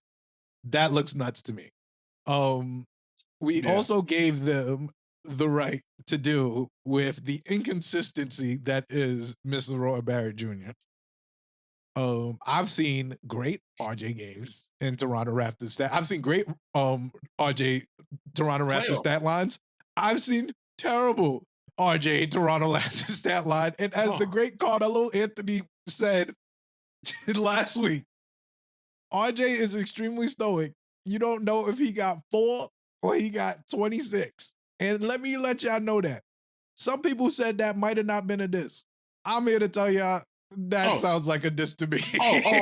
What makes it sound more like a diss is he said RJ Barrett is a very bland player. No offense. Bland.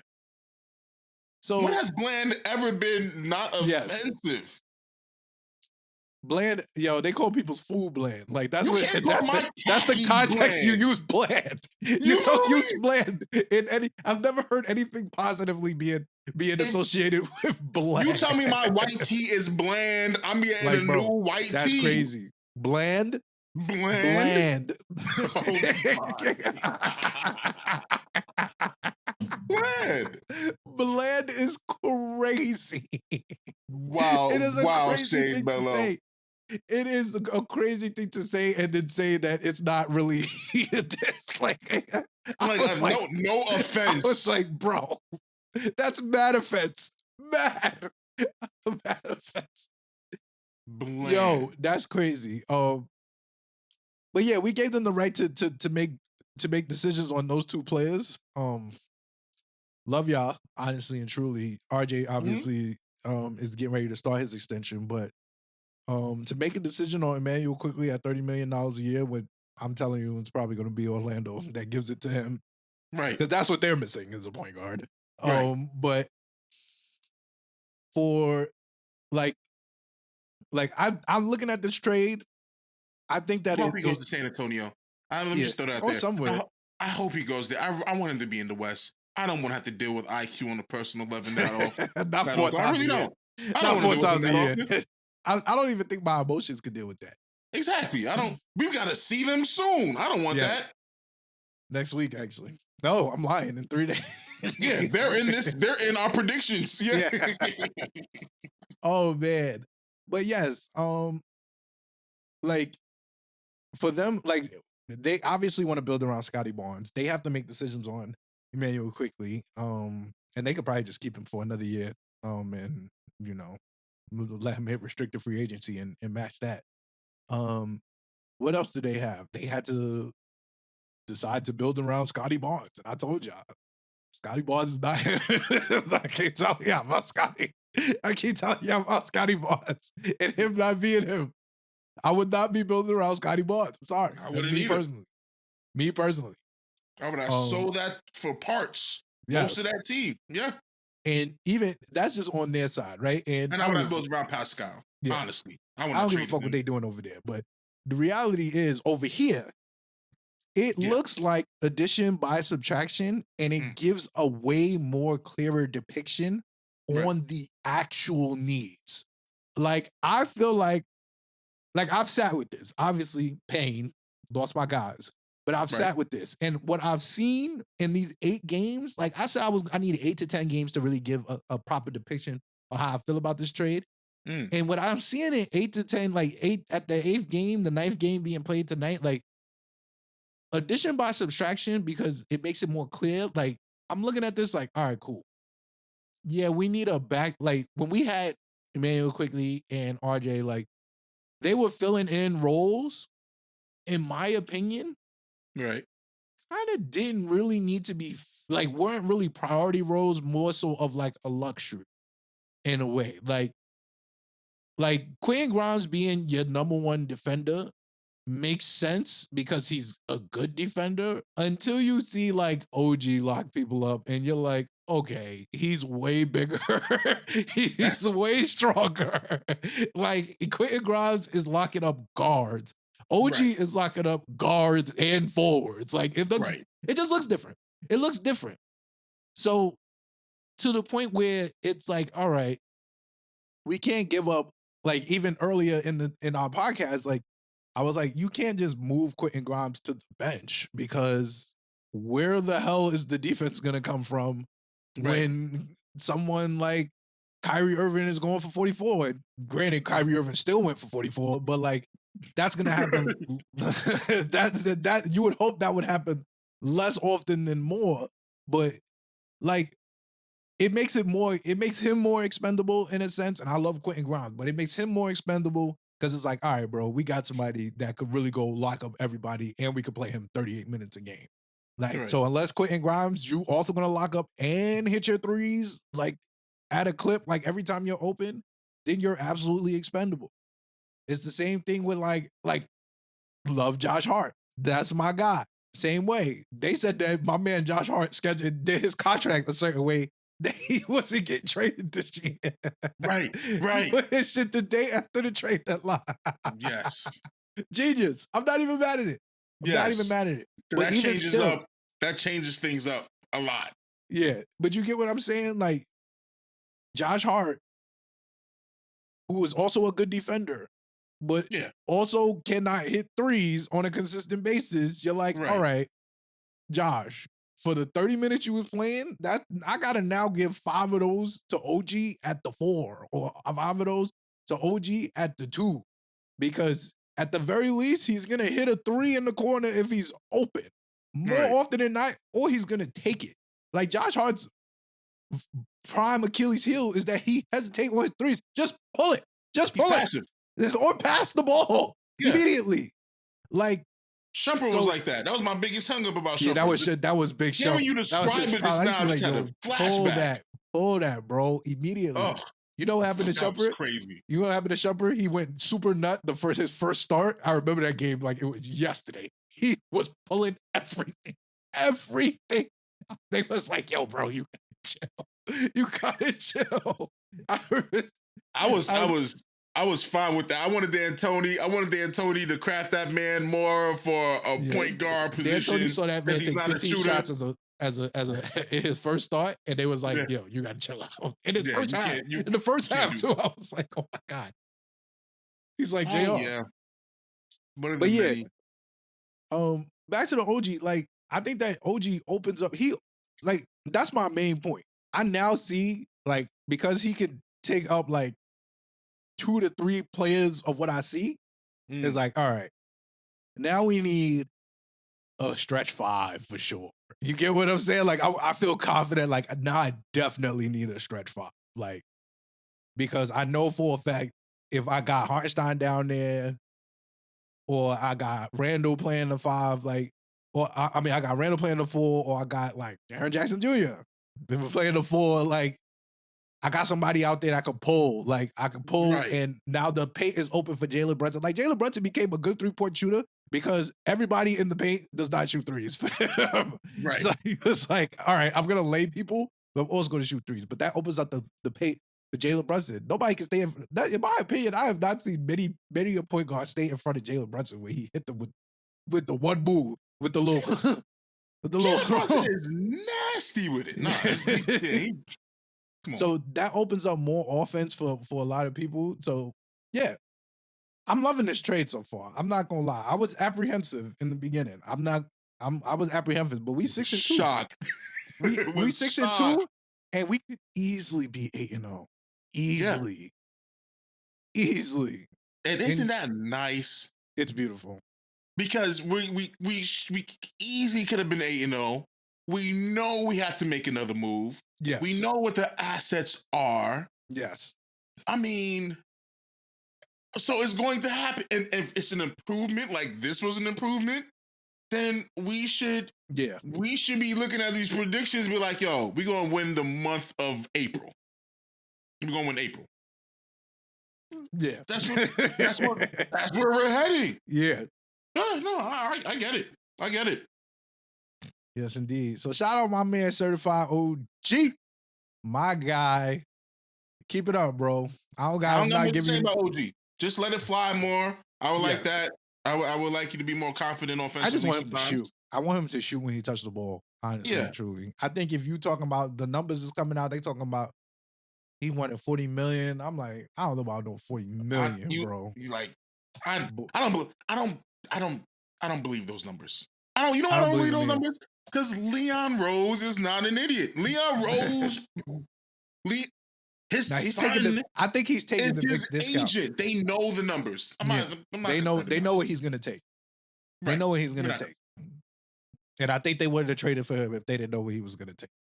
Exactly. And I think they know that it's contingent on how he looks for the rest of the season. I think there's a scale. I think there's a number they're gonna say no to. And I think because Leon is an agent and he knows how agents move, like he's like, bro, like, yo, you ball out in the playoffs, bro. We talking 35. But if you sell, like we talking 25. So, so it's contingent on what you want to do. We're gonna match you to Randle's contract or RJ's contract and how that was set up, or whatever. You gonna get their money if that's how you're gonna play. But there's room for you to get paid. Yes, absolutely. Cap goes up, things go down. I think Brunson's on the descending too, no? Yes, bro. Leon cooked. Like, the Brunson contract is going to be, oh, God, they're going to give him a shit ton of money. They're going to give him a shit ton of money. I'm not even going to lie to you. He got to get paid. He's already old. And that's just a given to me. And he's the point guard. Yeah. And he's the point guard. I'm not even going to bullshit you. Had since Starbury. Yeah. Best point guard since Starbury. Yeah. In conversation, the best point guard since Clyde. If he give it. I need one more year. I need about 5 more months to really be here. That's all I'm saying. I'm about 5 more months for being here. Like, yo, he better than Starbury. There's nothing to complain about OG. OG fits in perfectly. He kind of is it still the all ISO offense if it's with OG, who's not really much of an ISO player? But that's what I'm saying, bro. All ISO ball movement. I've seen what it looks like. Because you can't. Bro, when OG is moving, like I told you, he said he's just gonna cut. When you moving like that, it's like, bro, if I don't pass him the ball, I'm gonna look crazy. Right. I'm telling you, that's what it looks like. Like when I'm watching him do this ball movement shit, I'd be like, bro, I love the all ISO aspect of it because Jalen Brunson is my favorite player. So I can't just be like, I don't like all ISO. Like, he's him. That's what he does. You feel me? But when it's like, yo, all right, I'm moving the ball around. Now the ball come back to me, but everybody's moving. That's what I'm saying. Everybody has to move. Like Jalen Brunson and Julius Randle could take most of the shots. I don't care about that. At all. You can't be stagnant or waiting around looking at the ball. Stopping the ball, bro. You can't stop the ball. Don't stop the ball. We look way. I'm not even gonna say we look bad when the ball stops. I'm just saying we look way better when the ball is not stopping. Yes. Like, it's like, all right, Jalen Brunson is about to take the shot, but he passes to Quentin. Ball moved around. Jalen got it back. Now he jabbing. He got it back, but now it's not the primary defender on him. It's some other nigga over there, like the second year guard that has no clue what he's doing on defense. And now you gonna cook him. It's a higher percentage shot. And it looks crazy because they're shot makers. So when you have shot makers everywhere on the court and you move the ball around and you keep moving it into one of your shot makers get a good look, that's the offense is going to win. That's offense you're that gonna will shoot thrive. 45% you're gonna shoot 50% from the field every time. All day. Every time. You have 6 players with 15 points. Yes. And it's gonna look it's gonna look beautiful. You're gonna be like, wow. Everybody's really passing the ball. From jump. I stand on that. I love that. Like, and I told y'all, the playoffs is about stars. I know that. You don't got to tell me that. I know that the all ISO offense is effective in April, May, and June. That's when it's been effective. It's been its most effective. But if you move the ball, you will be more prepared during that time. Because instinctively, and that's my whole point. Instinctively, you gotta, like, we know Jalen is nice. We know Julius is nice. Instinctively, you gotta get these other dudes nice, bro. Yes. Like, you gotta get these other dudes nice because we gotta build in those April when it tighten up and it's they double team you. Yo, we saw Jalen Brunson get double teamed 94 feet, bro. 94 feet. Yeah. 94 feet. You gotta get these other dudes nice. And still average 30, by the way. But that's neither here nor there. That's neither here nor there. But yes, we got to get these other dudes nice. All right. It's time. It's time for the Knicks picks. Previews. Yes, indeed. All right. Once again, Deuce minutes. I just want to give my boy props again because Big Deuce. He finally got time to shine, and he does look good out there. and we may be going a little too hard about that one corner. We got to just It keep was so watching bad. and see. It was so bad though. I love you, dudes. I really do. That was bad stuff. Yeah, we got to work that one out.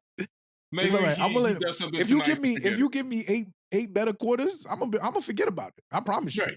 I forget about it. It's just January. If we think about it, you only now starting to play and get minutes this year. I'm not even faulting him for it. I just am nervous that we started doing this in January. If we started doing this in November, we would have worked out the Knicks already. Yeah, I don't think January to April is enough time to work out a backup point guard on what we are considering a contender. What we're trying to do. Facts. Yes, that's just if you're going to trade IQ, trade them in the summer. Yes. So that we have you're right. We're on the same page. I'm glad we're on the same page. Yes. All right.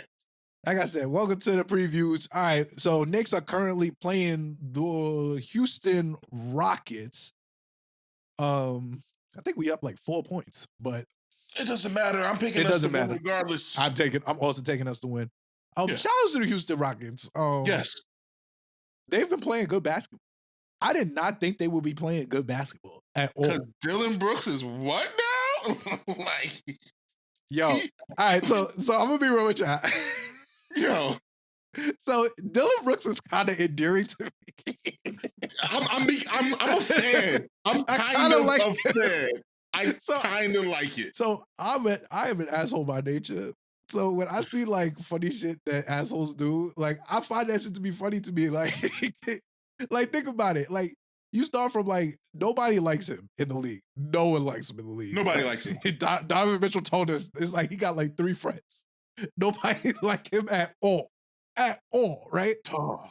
He started beefing with everybody. He's like, yo, I'm Dylan the villain. This, that, and third. He started beefing with Braun. Obviously, Braun cooked him, but we knew that would happen already. I felt like that was more of a story than it needed to be. Like LeBron James, like arguably one of the best basketball players to ever play basketball ever. And he's playing against Dylan Brooks. Play basketball. Yes, you feel me? And it's bad people that play basketball going against undrafted Dylan Brooks on an $8 million contract. Like what you thought was going to happen. That's all I'm saying. Like, he was going to cook him. And Braun fed into it, obviously, but he got Dylan Brooks paid. Yeah. He got him paid. And he's living up to it. And that's fair. Like, they got Freddie VanVleet, as y'all know, part of one of the more infamous him-offs in recent Knicks history between him and Jalen Brunson. So I like Freddie. I like Dylan. We had some good battles against Fred VanVleet. Yo, I like Fred. We went to war with respect. No, he just started cooking up. Yo, I've seen it cooking. I remember they rolled out Fred and four power forwards. Fred and 4 power forwards, and they started lining up. I was like, oh no, this is insane. This is insane. But yeah, Freddie is in Houston. He's down there with Ime Udoka. Good coach. Got fired for being a nasty man, but you know. Cam, thank you. Ridiculous. Oh, but he's back coaching and he's a good coach. So I expected him to be decent, but they're kind of good. I'm not gonna lie. He's developing the big man, Şengün, looking like a young Joker. We spoke about that on the Dylan Brooks, another descending contract. Indeed. Okay. Indeed. They gave him his money. They gave him his highest paid contract up front. They gave him his highest money up front. But that's smart because they don't got to pay none of their young boys. And they probably gonna pay Jalen Green. They probably gonna pay. I think maybe they might not pay Jalen Green. Honestly, I think they're gonna pay. They're gonna give Şengün because he's the best player out of all 3 of their young players. Like he's good. He's like Joker Jr. from Turkey, like a young Joker when he was playing with Nurkic. Who else? Oh, Jabari Smith. They might pay him, but I'm not worried about him either. I'm not worried about Dylan. I'm not worried about Freddie, because I think we win this game. I think we win it handily. I think we got to get back into our winning ways, especially after Orlando. Jalen Brunson is back tonight. Right, we can't lose tonight with Brunson being back tonight, unless you're telling me that Randle was going to sit down in the second half because he got injured. He's nursing it. He's not looking good. Anything outside of that, I don't want to hear it. We need to win this game. I agree. I agree. So I got us winning this game. We don't really got to talk about it much because we up right now. We up by 5 right now, but getting close to halftime. But I got us winning this game, and I got us winning it handily. Hopefully, we don't sell in the third quarter. Moving on. Josh All Hart right, only got tomorrow. 7 boards. What? All right. Anyway, let's go. Tomorrow we play the most unserious team in the NBA. Once again, the Yay! Washington Wizards. Another Kyle Kuzma audition. Yeah, we got back to back tomorrow. I mean, that's why we need to beat the Houston. That's why we need to beat Houston very, very quickly. I need the third quarter to blow them out so we can get ready to blow out the Wizards tomorrow. I don't need no tired legs against a team that we can absolutely sleep on. And that's not saying that I'm worried about them, but I don't like us in back-to-backs at all. I'm not worried about them. I just don't want to lose to them. I'd like it's ew. That's like you don't want to be the team. You saw how the Wizards tweeted. Kuzma said it. You don't want to be the team to lose to Detroit, and then the Wizards went and lost to Detroit. I don't want to be the team to lose to the Wizards. Dude, I don't want to be the team that lost to the team that lost to Detroit. Yeah, you see? There you go. Yeah, we can't have that. Oh, no. I definitely don't want to be the team that lost to Detroit. That lost to the team that lost to Detroit. And that's Washington Wizards with the most unserious basketball team in the United States and Canada. That being said, we're gonna just count that as we're gonna clap that. That's 2-0 for both of us so far. With that being said, on the 20th of January, here's a good one. The return. I didn't think I would have to deal with this so early. But the return. You mean the return? The return. Oh, snap. Emmanuel Quickly and RJ Barrett are back in the building, ladies and gentlemen. Are we playing in the Garden? We are playing in the Garden. Oh my goodness. Yeah. Emotions. That's a game. Emotions. Tickets are already just ridiculous. So that's how you know it's emotions. If it's fiscally costing you, it's emotional. At the Garden. I just want you to know that. They charge floor seat price. Based on a floor seat price for any event. They definitely call up it for their guys. Especially two beloved figures such as RJ and Emmanuel Quickly. So needless to say, I got us winning this game. It's gonna be emotional. I hope the Knicks PR team put together a nice little tribute for my guys. Yeah. And show respect. Play them both back to back. I want separate ones for each of them. Show respect. I don't want no tandem. No, I don't want no montage of both of them. Don't disrespect my guys. Play RJ's first, and then play Quigley's. RJ got a lot of minutes with IQ out there because he played a lot with the bench. So they got some montages together.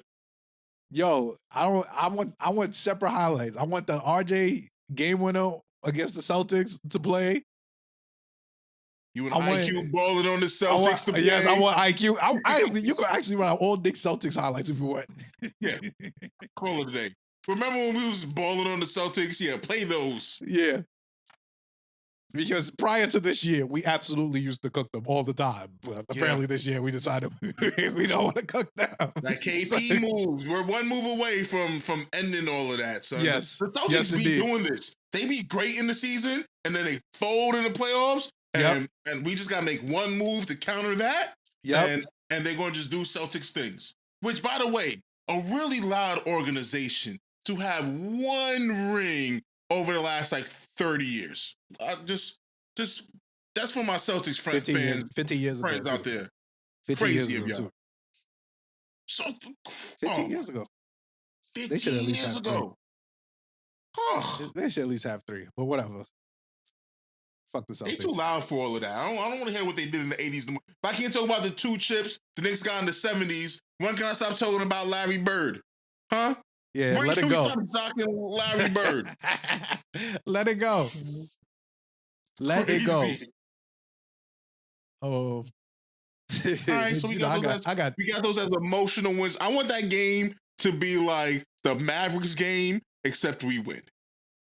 You understand what I mean? I want it to be a good game, a close game, a battle. I want everyone to hug, maybe cry a little at half court at the end. I want a good game. I'm not even gonna lie to y'all.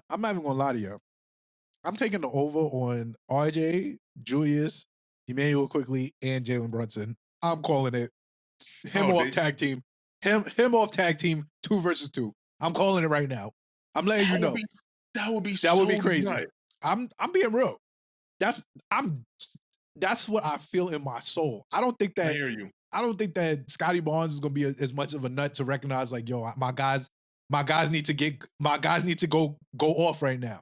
So he's gonna get them both the that they have other pieces to be concerned about once you bring up the return. That's what I'm saying. The return. Yeah. It's 2v2, bro. Let's go. OG, you're not even in the equation here. Nah, you and we're not even your own teams not even, also. Yo, he could dap up everybody. His return is when we go to Toronto. This is the return. He'll quickly in RJ Barrett. And I got jail for both of y'all. And I love y'all. And I got jail for both of y'all.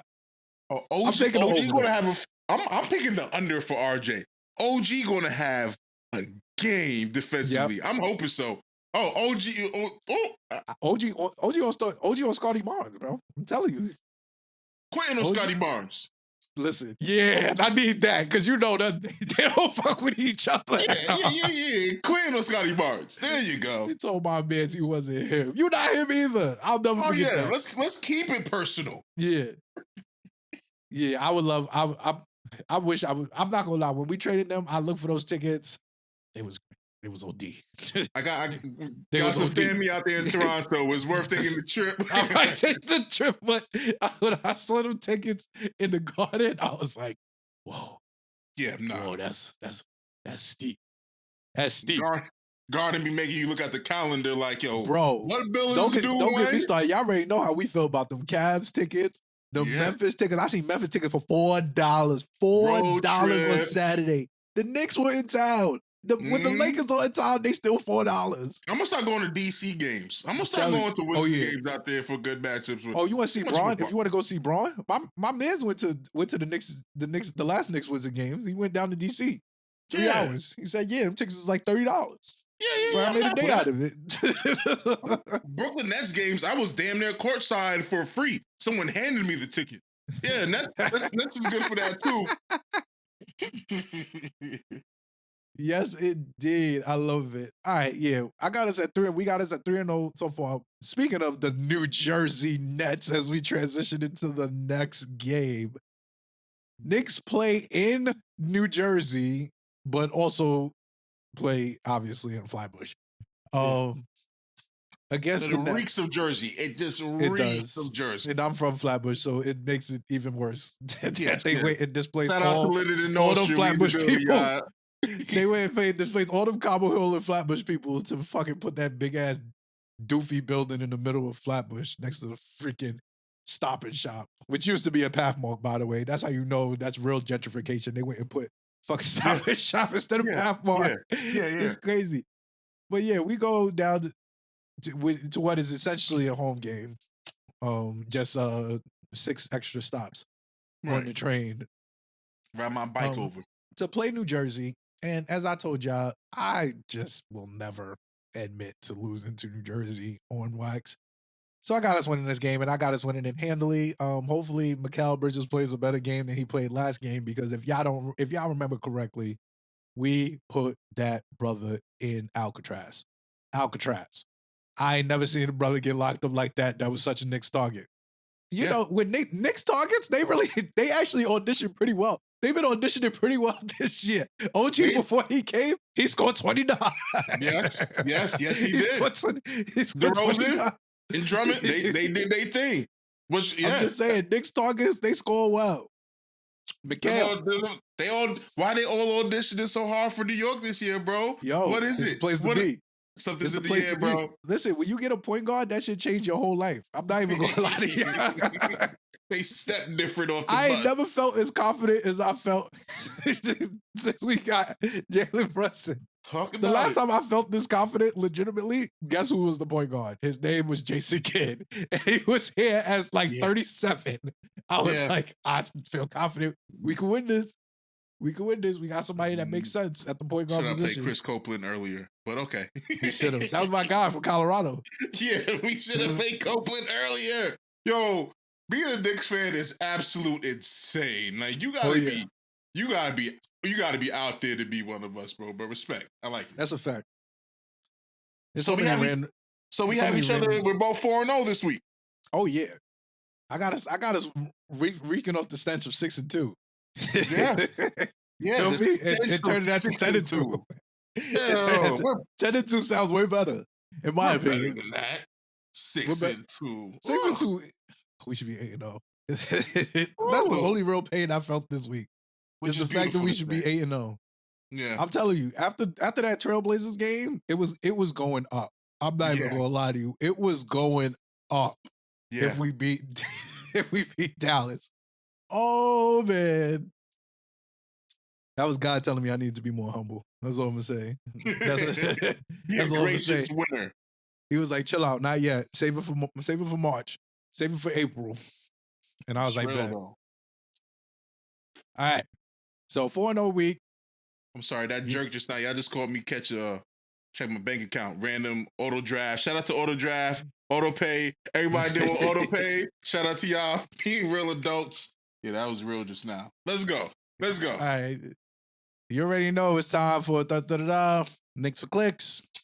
LOL Knicks. Ha ha ha. It is this segment. Oh man.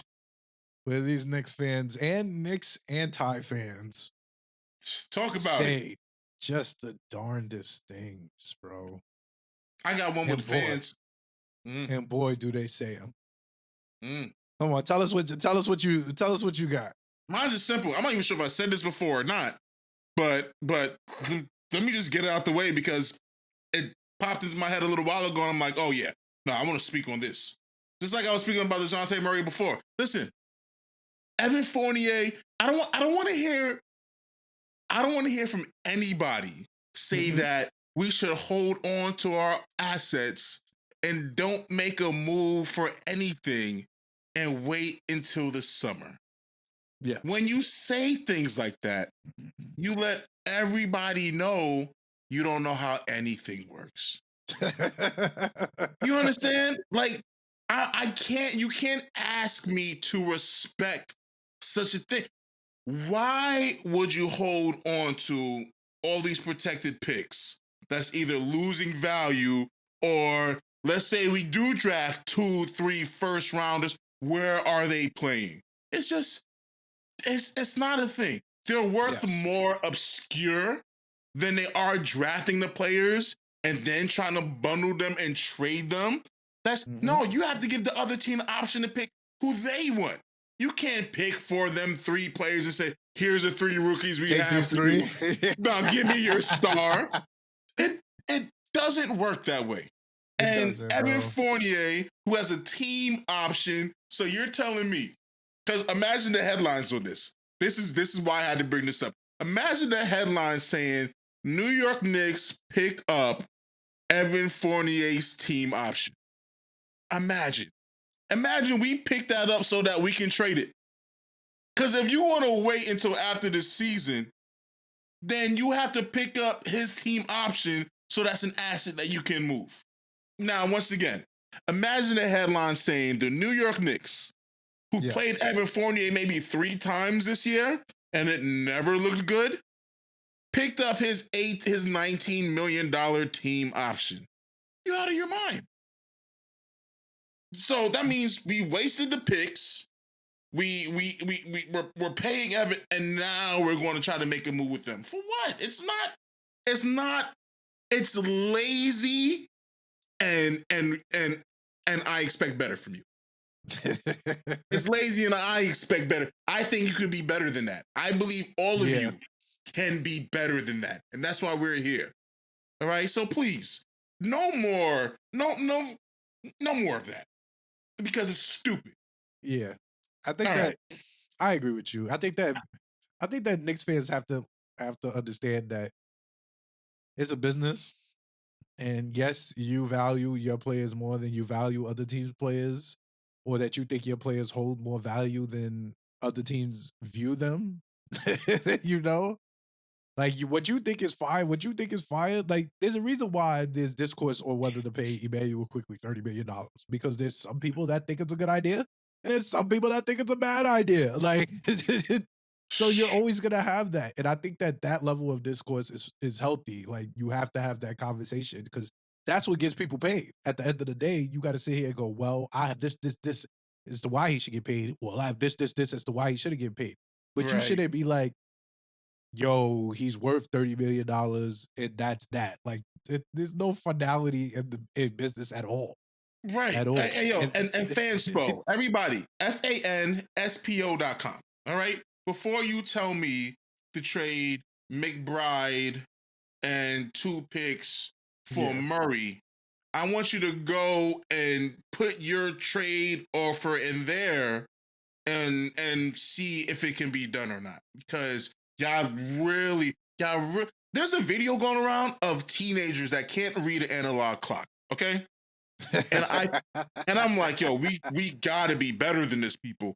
And I extend this to the adults out there, not just the teenagers. We gotta be better than that. It's just yeah, not realistically, meaning in a real world means it's impossible. And we just have to let those impossible things go. Because then when we do something that can happen in reality, y'all are yeah, loud and nasty about it. yeah. And We couldn't pay Knicks fans, IQ, and OG is doing great. yes. Let's not be loud and nasty about it. Yeah. All right, I'm done with that. It's not as much fun All as right, your Knicks for clicks. Yours are always great. Mine's all always right. emotional. But they So be yes, hurting my heart with it, bro. I gotta get it off. listen, that's what it's for, man. It's for It's therapy. Knicks fans are always saying the darndest things, and I feel like you be in the trenches with them, so you Oh, get it, you get it I'm direct, loud, flooded live, with. Oh my! loud, and direct. That's the way you get How it. many players were names mentioned this week that we should Yeah, trade for every it was day a crazy. new player? It's crazy out here. It's crazy. All But right, this is I'm the done. dog days of Knicks Twitter. January Yeah, is the dog days of Knicks Twitter.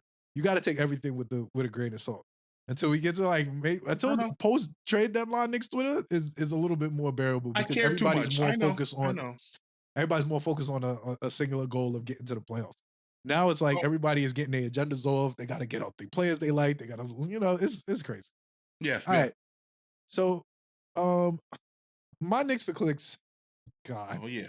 I hate Oh yeah. dealing with these. I love So, yours. I've always been a fan of your Knicks for clicks. all Let's right. go. So, my next for clicks come from at the Dunk Central. If you don't know, NBA Central at the Dunk Central is kind of like a A fake strange, account. like they're not a fake account. They're like an account that repurposes news to make it more digestible for Twitter users and stuff like that. So like they read through apps and stuff, read through articles and stuff, and then post like obviously the clickbaity shit. Yeah. So I thought this was hilarious, right? So next at the Dunk Central says a Knicks team source says the team finally got rid of the quote unquote softies after trading RJ Barrett, Obi Toppin, and Emmanuel quickly.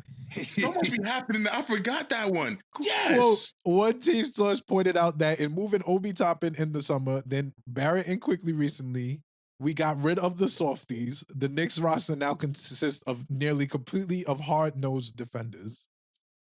All right, that came from Newsday, right? So, written by Steve Popper. Anyway, so I hate this for several reasons, right? I hate this for the simple fact that this is OD clickbait in the sense that no one asked for this OD. information.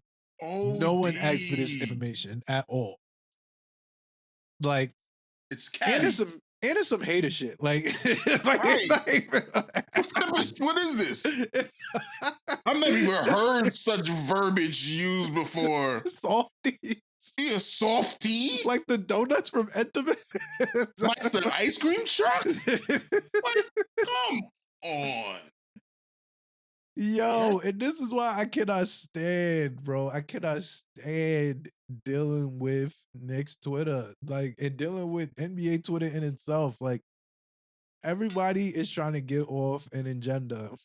And we wouldn't have Knicks for Clicks if it wasn't for the consistency and the frequency in which this happens. You could go there right now and find something damning. Yes, right absolutely. now. Absolutely. You could like speed search it. Like it would take you less than 5 seconds. Just type in Knicks. You'll get one take. You'll be like, all right, this is foolishness. This is foolishness. All that to say, like, I can't even really entertain this. I just wanted to bring this to y'all attention that we got rid Is of the RJ soft to you? No, I don't Is think any IQ of soft to I you? don't think any of them are soft. I've seen enough. Me personally, I just don't think that that's the reason. Like they was like, yo, the softies is in the locker room. Get these niggas out of here. Right, like, yo, what's going on? What kind of metric is that? Is this the Oakley metric? What kind of metric is that? There you go. Is this the no Oakley heart. metric? He got no heart. That's what it is. Oh my goodness, bro. I'm just, no comment. No further Softy. comment. No further The verbiage, highlight, underline, news day. Yes, Softies are gone. And that, ladies and gentlemen, is your Knicks for Clicks for the week. I won't put a if sour you find taste, bro. something better, and I'm gonna say this, like, if y'all find something better, please, please, please put it in the chat, put it in the group, put it in put it on any post you see. Just be like, Knicks, it's hashtag Knicks for Clicks. LOL Knicks. Like, y'all are just, oh God, I can't do it, y'all. Thank you guys once again for tuning in to the Knicks in 6 podcast. Yo, I think I'm glitched just now, bro. I'm broke. Like, y'all hope they caught. I'll sell you. Yo, thank you guys once again for tuning into the Knicks in 6 podcast. Word. You can find us everywhere at Knicks in number 6 IX Pod. You can follow the network, Smooth Family Network, at Smooth Family ENT. You can follow me everywhere at Frostman Guru. And Sean will you can find me you. just stirring shit up. Just Google search. Yeah. in your native Knicks group. You know what's so funny? As we end this off, I love scrolling through Facebook and seeing you arguing in different groups that I'm not in. I mean, like, right. Yo, he's on y'all everywhere, dog. He's on y'all. That's all I'm saying. Yo, y'all don't know how much time I'm a day trader. I make my money on my laptop, wherever, in my phone, wherever I am. My free time is plentiful. So when I'm stressed because of the market, I take it to the Knicks. And you guys are keeping me right, son. You're giving me the outlet to live a long one, and I appreciate it. Yes, indeed. Shout out to Smooth Family ENT. I enjoy this. Always. Yo, we're the February 8th is coming. The trade deadline is coming. A trade is coming soon. It is coming. Yes, indeed. All right, guys. We will see you guys next week. Peace. Peace.